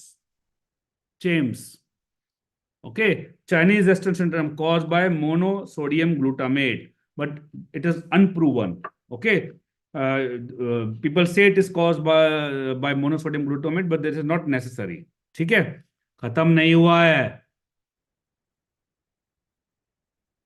खत्म. भागना है तो भाग जाओ, बांध के नहीं बैठे हैं.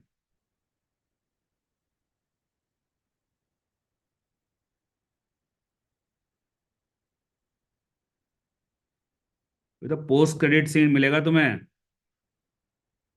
वैसे कोई भागना चाहता है तो कोई दिक्कत नहीं है.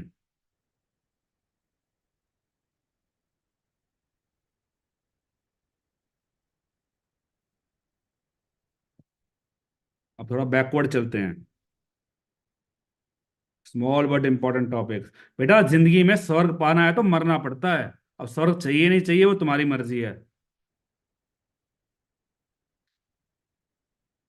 forensic psychiatry. Mainly it will be covered in psychiatry, but I will just discuss the very, very important, the legal aspects only, or the medical legal aspects only. ठीक है? The basic definitions.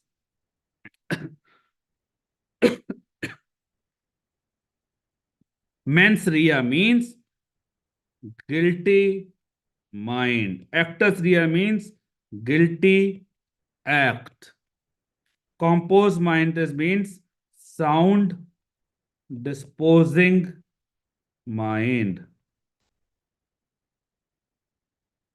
Lucid interval means periods of normal behavior in between the periods of abnormality. This period of normal behavior is called lucid interval. It can be found in EDH, can also be found in SDH, but more common in EDH. Second thing is it can be found in insanity. The medical legal importance is during lucid interval, the person will have same rights and same responsibilities as that of an adult person, as that of a normal person. It will have the same responsibilities as that of a normal person during lucid interval.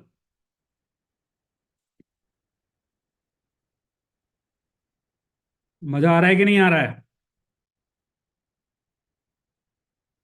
और नहीं आ रहा तो भी कोई फर्क नहीं पड़ता, मजे लेने के लिए थोड़ी ना आए हो। तो कॉमेडियन या फिल्म स्टार थोड़ी ना हूँ, टीचर हूँ, पढ़ाने आया हूँ। Mental disorder and responsibility, civil responsibility, testamentary capacity, ability to make a valid will. Can a mentally ill person make a valid will? Yes or no? जल्दी बोलो. Can a mentally ill person? क्यों? I am mentally ill person. I have anxiety disorder. Can't I make a mentally valid will? मुझे देख के मैं लगता है normal है. तुम लोग नॉर्मल हो क्या? क्या तुम लोग वैलिड विल नहीं बना सकता? तुम नॉर्मल ना मैं normal. Can't we make our valid will? A person, any person with a sound disposing mind can make a valid will. Even a mentally ill person can have a sound disposing mind. Suppose a person has anxiety disorder, mild to moderate depression, then also he can be having sound disposing mind. Sound disposing mind means ability to understand what is right, what is wrong. That is sound disposing mind. Even a mentally ill person can have, you all are mentally ill people, you all are ajibo-garib, but still you have sound disposing mind. If the person has a severe psychiatric illness, delirium and all, then he cannot make a valid will. Okay. Holograph will. Holograph means will made by testator in his own handwriting. A will made by testator in his own handwriting. Can the will be made by a deaf, dumb, or blind person? Why not? That person is of sound disposing mind. Can it be made during lucid interval? Yes. Can it be made while drunk? No, because during drunk the person is not of sound disposing mind. Criminal responsibility in India, it is 84 IPC derived from McNaughton's rule. Whether a person can understand the nature of the act or not, that is the most important thing. So suppose a person can understand, tell me one thing, understand the nature of act, but he is not able to control. Surgical control नहीं हुआ और मैंने घुसा दिया चक्कू. This person will be punished or not in India? समझ में तो आ रहा था मुझे ये गलत कर रहा हूं मैं, पर कंट्रोल नहीं हो पाया. That person will be punished or not? He will be held responsible in India. Because in India, it only says whether the person can understand or not. That is the only thing. IPC number will be changed, but we'll let you know when it is changed. So in India, only this is used, but there are names of other laws also for criminally, for mentally ill people. You don't have to go into details of these. Just remember that these are the different laws to determine criminal responsibility of mentally ill people. No, not to go into detail. Just remember these are the different names. ठीक है?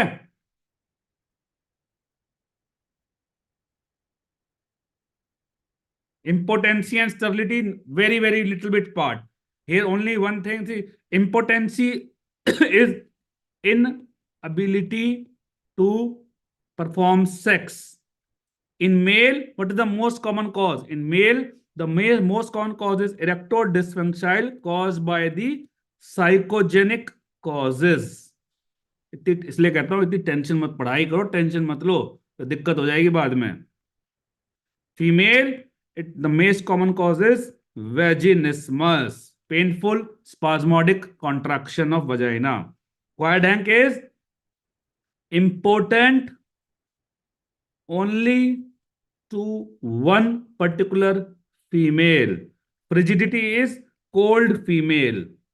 That means you can have sex with this female, but this female is not responding back. It's cold female, an inability to have sexual pleasure. That is frigid. So actually frigidity is not true impotency because you are able to have sex. Vaginismus is actually the impotency in female. Sterility is inability to reproduce. Fertility is ability to reproduce. What is infertility? Infertility is sterility despite having regular sex for 1 year. So when we assign the term 1 year, then it is called infertility. Which is the ground for divorce? Impotency or sterility? Impotency. Okay. Science of pregnancy, I will not go into detail. That's most of a gynec thing. Just one thing for the lochia, I will say, remember, RSA 0 to 5, 5 to 10, 10 to 15. 0 to 5 days is lochia rubra. 5 to 10 days is lochia serosa. And 10 to 15 is lochia alba. Lochia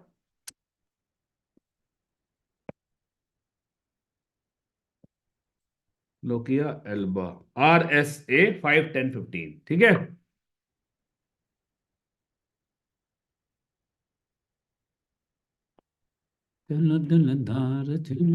जो बच्चे भाग गए हैं ना, और जो टिके हुए हो, शिखर पे तुम ही पहुंचोगे. समझ रहे हो?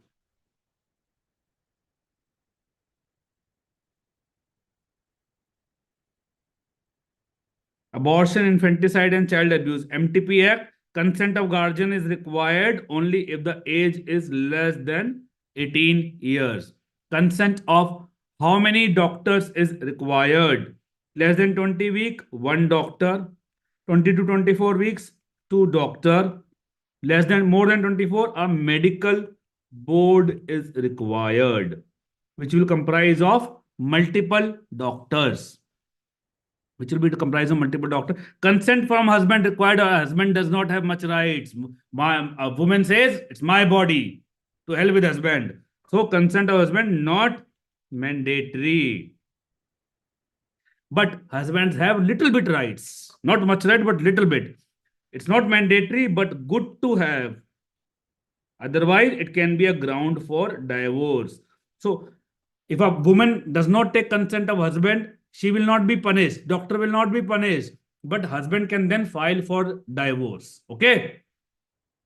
Less than 20 weeks, it can be allowed in multiple conditions: risk to mother, risk to baby, rape, contraceptive failure, bad socioeconomic conditions. So contraceptive failure is something which is very difficult to prove. So anybody can say it was a contraceptive failure. So practically allowed in a very broad condition. 20 to 24 allowed in few conditions. More than 24 weeks allowed in only one condition, that is serious congenital anomaly. Serious congenital anomaly.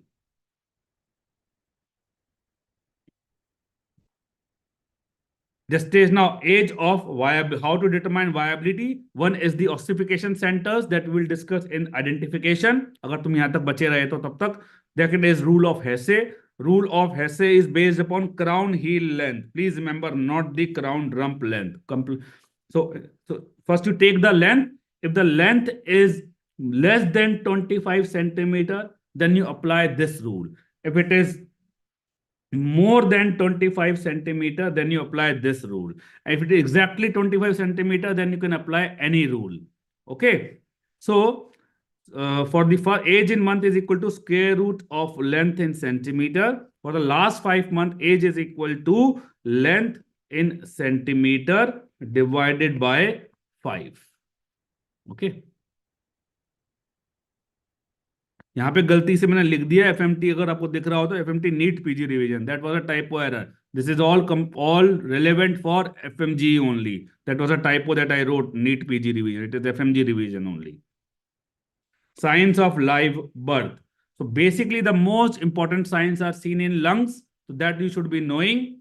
Color of the lungs is uniform in unrespired lung, and mottling is seen in रेस्पायर्ड. कुछ लोग इसलिए तो नहीं भाग गए कि NEET PG लिखा हुआ देख लिया हो, पता नहीं भाई, सब महानुभाव है. Margins are sharp in unrespired lungs. It is all FMG class going on. FMG revision है ये पूरी, core FMG. And in respired lungs it becomes rounded due to increase blood circulation.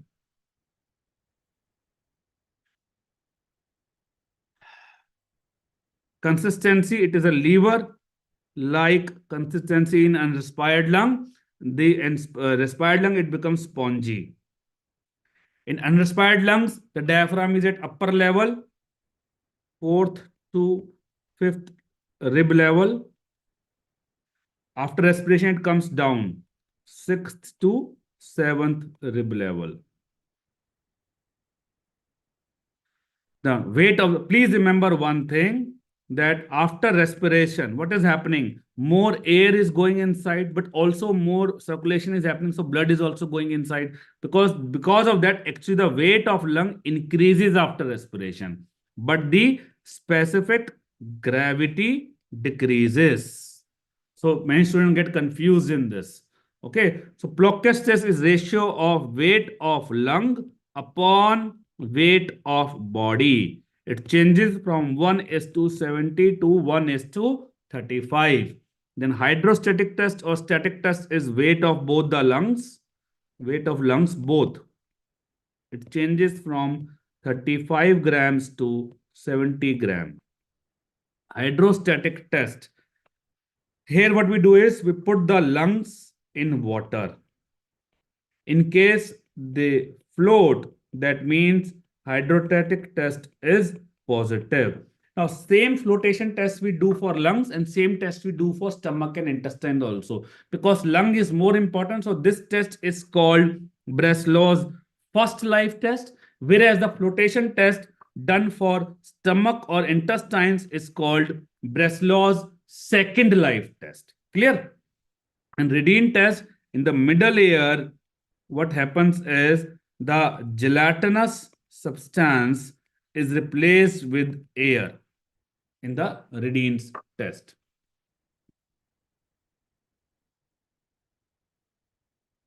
Signs of dead bone. In a dead bone, please remember what the usual mode of decomposition is maceration. That is aseptic autolysis. Uterus is a sterile environment. Okay. So putrefaction is not common. So the key features in putrefaction, the body is becoming greenish, but in maceration, the body becomes reddish. Reddish skin, reddish mucous membrane. Then you can see spaldic sign here. Spaldic sign is overlapping of skull bones because the tissues become soft. So this is the, commonly this is occurring. And what other thing? Also, another characteristic feature is peeling of skin. Peeling of skin can occur in Putrefaction also, but it is much more extensive in maceration. So usually maceration occurs in dead bone, usually, but rarely mummification occurs. Rarely mummification occurs. Mummification occurs when there is scanty liquor amni or deficient blood supply. And very rarely putrefaction will occur. What will occur when the membranes will rupture and bacteria come from outside, then the putrefaction can occur. So please remember, in a dead bone, what happens is adipocere is never seen, and rigor mortis is not seen if the gestational age is less than 7. Okay, adipocere is never seen, and rigor mortis is never seen if the gestational age is less than 7 months. This is maceration. You can see red baby peeling, and this is Spaldic sign. These all occur in maceration.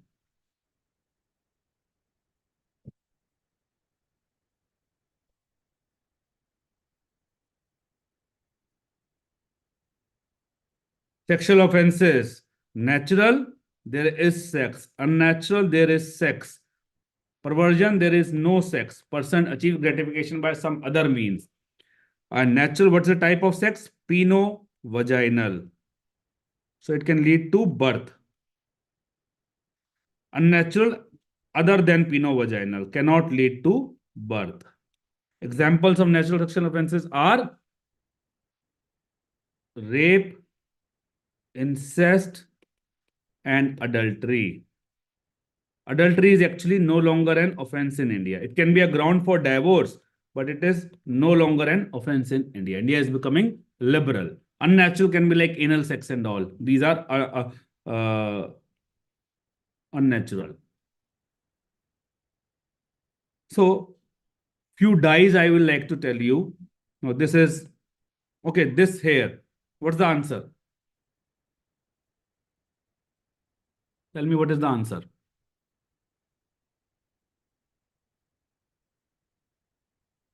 There is a lag in the YouTube, I can see.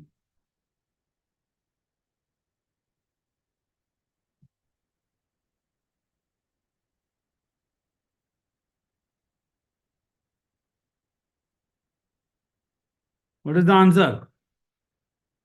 अरे कोई answer नहीं दे रहा है. What happened?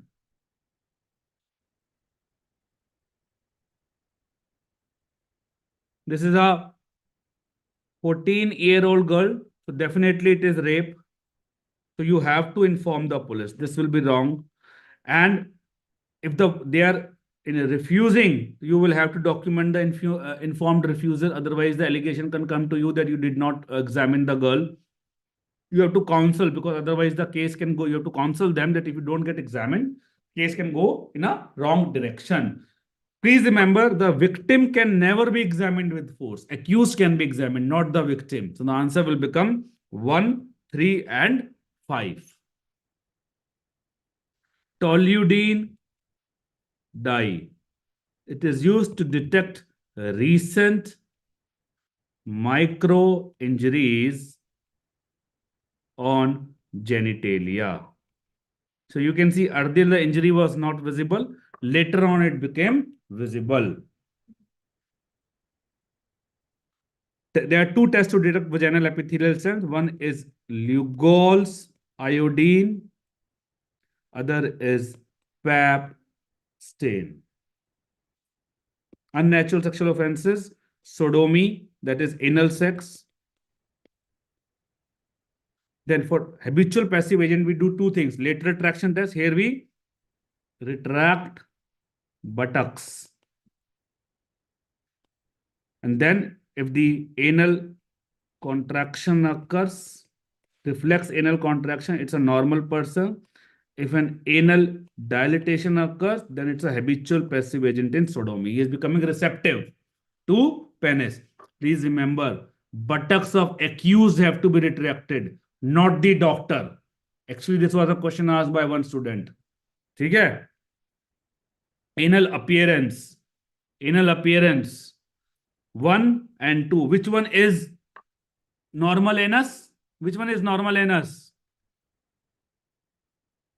This is normal anus. This is anus of a habitual passive agent. How does it look like? It looks like a donut. So whenever you eat donut, think of habitual passive agent in sodomy. So this is how the anal skin will look in a habitual passive agent of sodomy. Lesbianism, this is the female homosexuality. Dyke or butch is the term used for masculine female. That is the active partner. Femme is the term used for the passive partner. Buccal coitus, that is oral sex. Fellatio is oral stimulation of penis. Cunnilingus is oral stimulation of vagina. Bestiality is sex with animals. Okay. Sexual perversions. Sexual gratification by infliction of pain. Sadism. When they receive pain, masochism. Exposure of genitalia, exhibitionism.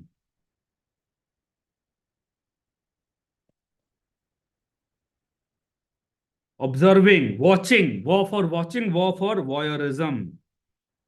War for watching, war for voyeurism, also called peeping Tom. Rubbing against in crowded places, for voyeurism. Double T together, crowded. Double T together, crowded. Eating of dead bodies, necrophagia. Sex with dead bodies, necrophilia. Sex with children, pedophilia. Non-living objects of opposite sex, like footwear, undergarment, fetishism. Cross-dressing, sexual gratification by cross-dresses. Transvestic fetishism, that is sexual gratification by cross-dressing. ठीक है? भागने का मन कर रहा है? हैं?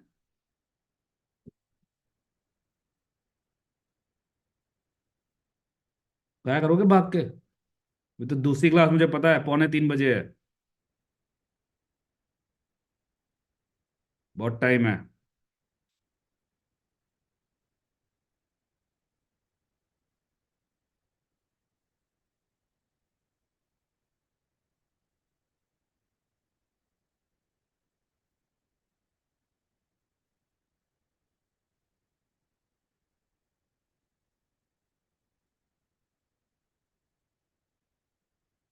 चलो, आइडेंटिफिकेशन लास्ट चैप्टर फटाफट निपटा देते हैं, ठीक है? अच्छा सर, ऊपर से सर्च कर लो, मेरी मर्जी, कहीं से भी सर्च करूं, हैं? रेस, CBCHI, CBCHI, ठीक है? अरे बुरा मत मान जाइयो, पता चले कंप्लेन कर दी कि कैसे सर आए थे, हमेशा ही उटपटांग बोले जा रहे हैं, ठीक है? So please remember, any index belonging to skull, this belongs to skull and these belong to limbs, are for race. Simple. CBCHI is for race determination. So indexes belonging to skull and limbs are for race determination. Age estimation, age from dentition, temporary teeth. Remember, IMCM. I for incisor, first molar, canine, second molar. In incisor, there is always the central incisor erupts first and then the lateral incisor. Always, in most teeth, in all teeth, always the lower teeth erupts first and then the upper. Lateral incisor in an exception where the upper teeth erupts first and then the lower. So lul. अब lol हो रखे हो ना आप सब भी. This is lol. Lower centre incisor 5 to 6 months, 6 to 7 months, 7 to 8 months, 8 to 9 months. First molar 12 months, canine 18 months, second molar 24 months. अगर ये भी मुश्किल लगता है तो simple IMCM 6, 12, 18, 24. Never forget in your life. Permanent teeth, mother is in pain, papa can make medicine. First molar, central incisor, lateral incisor, first premolar, second premolar, canine, second molar, third molar. First molar 6 to 7 years, central incisor 7 to 8 years, lateral incisor 8 to 9 years, first premolar 9 to 10 years, second premolar 10 to 11 years, canine 11 to 12 years. Very simple going. Second molar 12 to 14 years, third molar is late 17 to 25 years. Okay. Mother is in pain, papa can make medicine.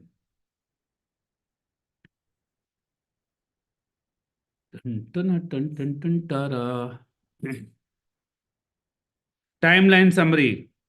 Birth. The figure of 6 is important. 6 months, temporary teeth start erupting. And 6 years, permanent teeth start erupting. Okay, 6 months, 6 years. Very easy to remember. And all temporary teeth erupt by 24 months. All temporary teeth have erupted. At 6 years, permanent teeth start erupting, and at the same time, the temporary teeth start falling.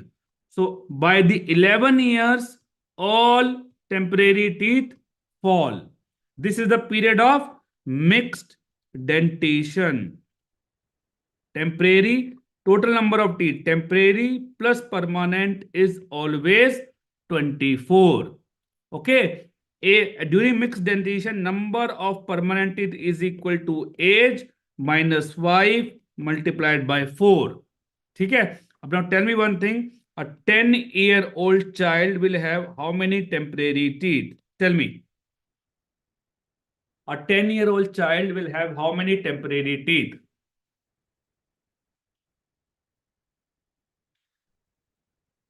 जो लोग answer कर रहे हैं ना 20 20 20 20, तुम्हें एक काम करो, पहले तो खड़े हो जाओ और 2 बार उछलो बंदरों की तरह, तब तुम्हारा दिमाग खुलेगा. All of you should do. तुम्हारे आंसर देख के समझ में आ रहा है. All of you should do 1 year physical activity daily. 10 minus 5 multiplied by 4 equal to 20 permanent teeth.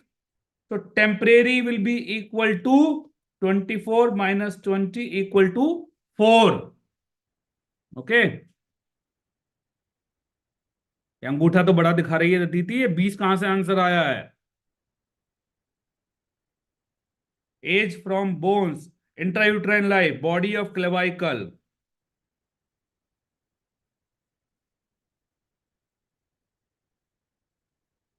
Ossification center for the body of clavicle appears at a 1.5 months of intrauterine life.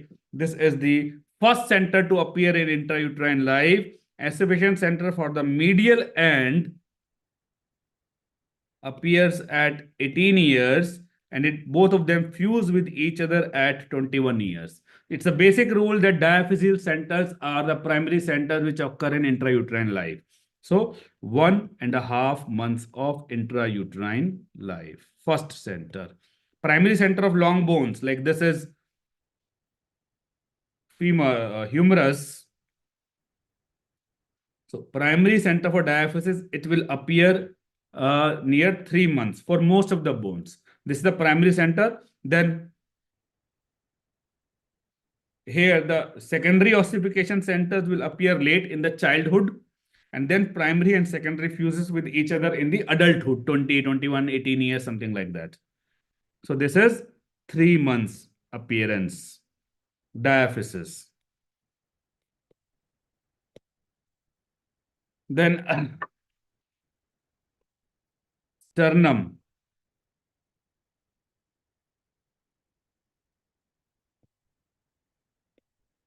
manubrium, body, xiphoid.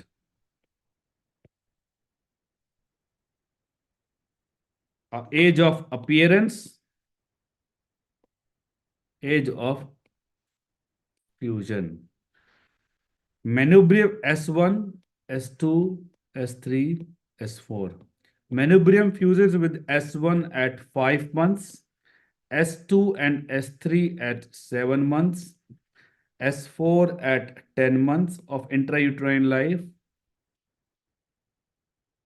Xiphoid process at 3 years. So this is how the age of appearance is going.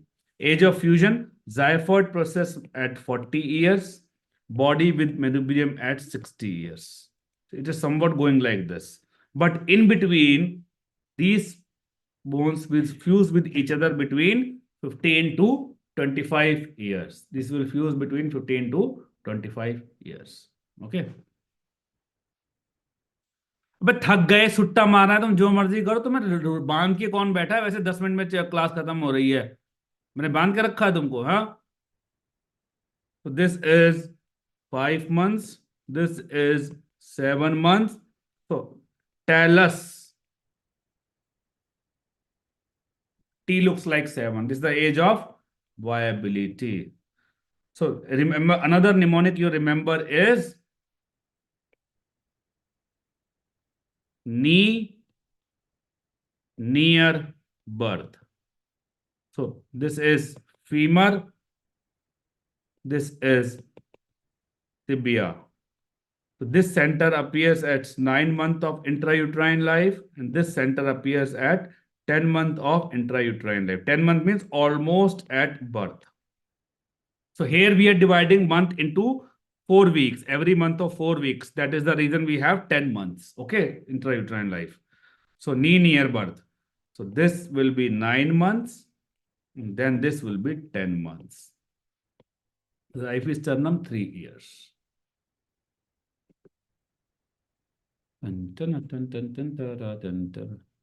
देखो, मैं तो class अभी 5-10 minute में खत्म कर दूंगा, लेकिन अगर तुम्हें तसल्ली से बैठना हो, गप्पे मारनी हो, तो हम बैठे, कोई दिक्कत नहीं है. Mandible, angle of mandible is more obtuse in CEF, children, elderly, and female. Angle of mandible is more obtuse in CEF, children, elderly, and female. Hyoid bone fuses at 40 to 60 years. Carpal bones, first two carpal bone appears early. All appears after birth only. All appear after birth. So this is 2 months. This is 2 months. Okay. Rest three occurs at their corresponding years. Third is 3 years. Fourth is fourth year. Fifth is fifth year. Sixth is 5.5 years. Seventh is 6 years. Eighth carpal bone is appears late at 10 to 12 years. Little bit names you can remember. Captain is first. Captain comes first. So the first carpal bone is capitate. Capitate, hamate. Capitate, hamate. Then comes the hamate. Like this. Capitate. This is capitate. Hamate. Hamate के बाद triquetrum. So this is three. Three means tri. So triquetrum. Then it keeps on going like this, like this, like this, like this. Okay, like this it goes. And the last is pisiform. Pisiform, lazy form. It's a lazy bone, lazy form. Iliac crest. Iliac crest appears at 14 years and fuses with the rest of the bone at 18 years. Ischial tuberosity appears at 18 years and fuses with rest of the bone at 21 years. Triradiate cartilage appears at 13 years and fuses with rest of the bone at 15 years. Istiopubic rami fuses at 7 years. Clear?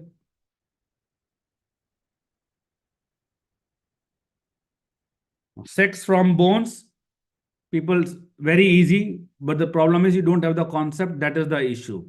80% question can be solved just by the general features. The male bones as compared to female bones are larger, heavier, have rougher due to more muscle markings.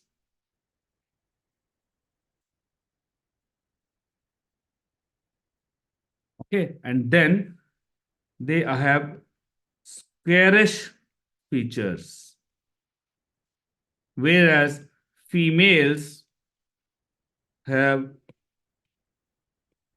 roundish features. Females have roundish features. This is a general rule. For example, if I talk about the skull, these will follow the general rule that these will be larger in males, more prominent in males. Frontonasal junction, this junction, it is distinct angulation. Distinct angulation in males. But in females, it will be smoother. These are all general rules, but these are exceptions. The exception is three exceptions: frontal eminence, parietal eminence, and orbits. Frontal eminence and parietal eminence are more prominent in females, and orbits are larger in females as compared to males.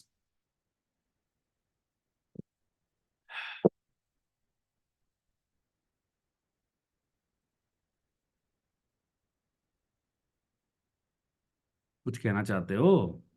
कुछ बोलना है?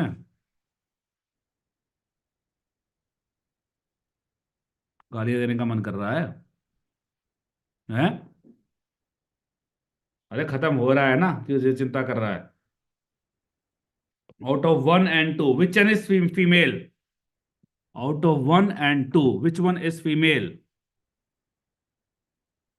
This is female. Whenever the width is more, that is female. When the height is more, that is male. For the purpose of childbirth, the width becomes more. Anything which increases width, that will be more in the. So very simple. How do you remember that? Any feature which helps in increasing the size of pelvic cavity, width of pelvic cavity, that will be wider in females. So wider, wider, wider, wider, wider, wider, wider. Simple. In males, it will be narrow, narrow, narrow, narrow, narrow, and narrow. So in female, the pelvis is wide and round. In males, it is triangular, that is heart shaped. So males have heart even in pelvis. Pelvic cavity in females is flat, bowl shaped. In males, it is narrow and flask shaped, conical. Pelvic outlet subpubic angle is narrow.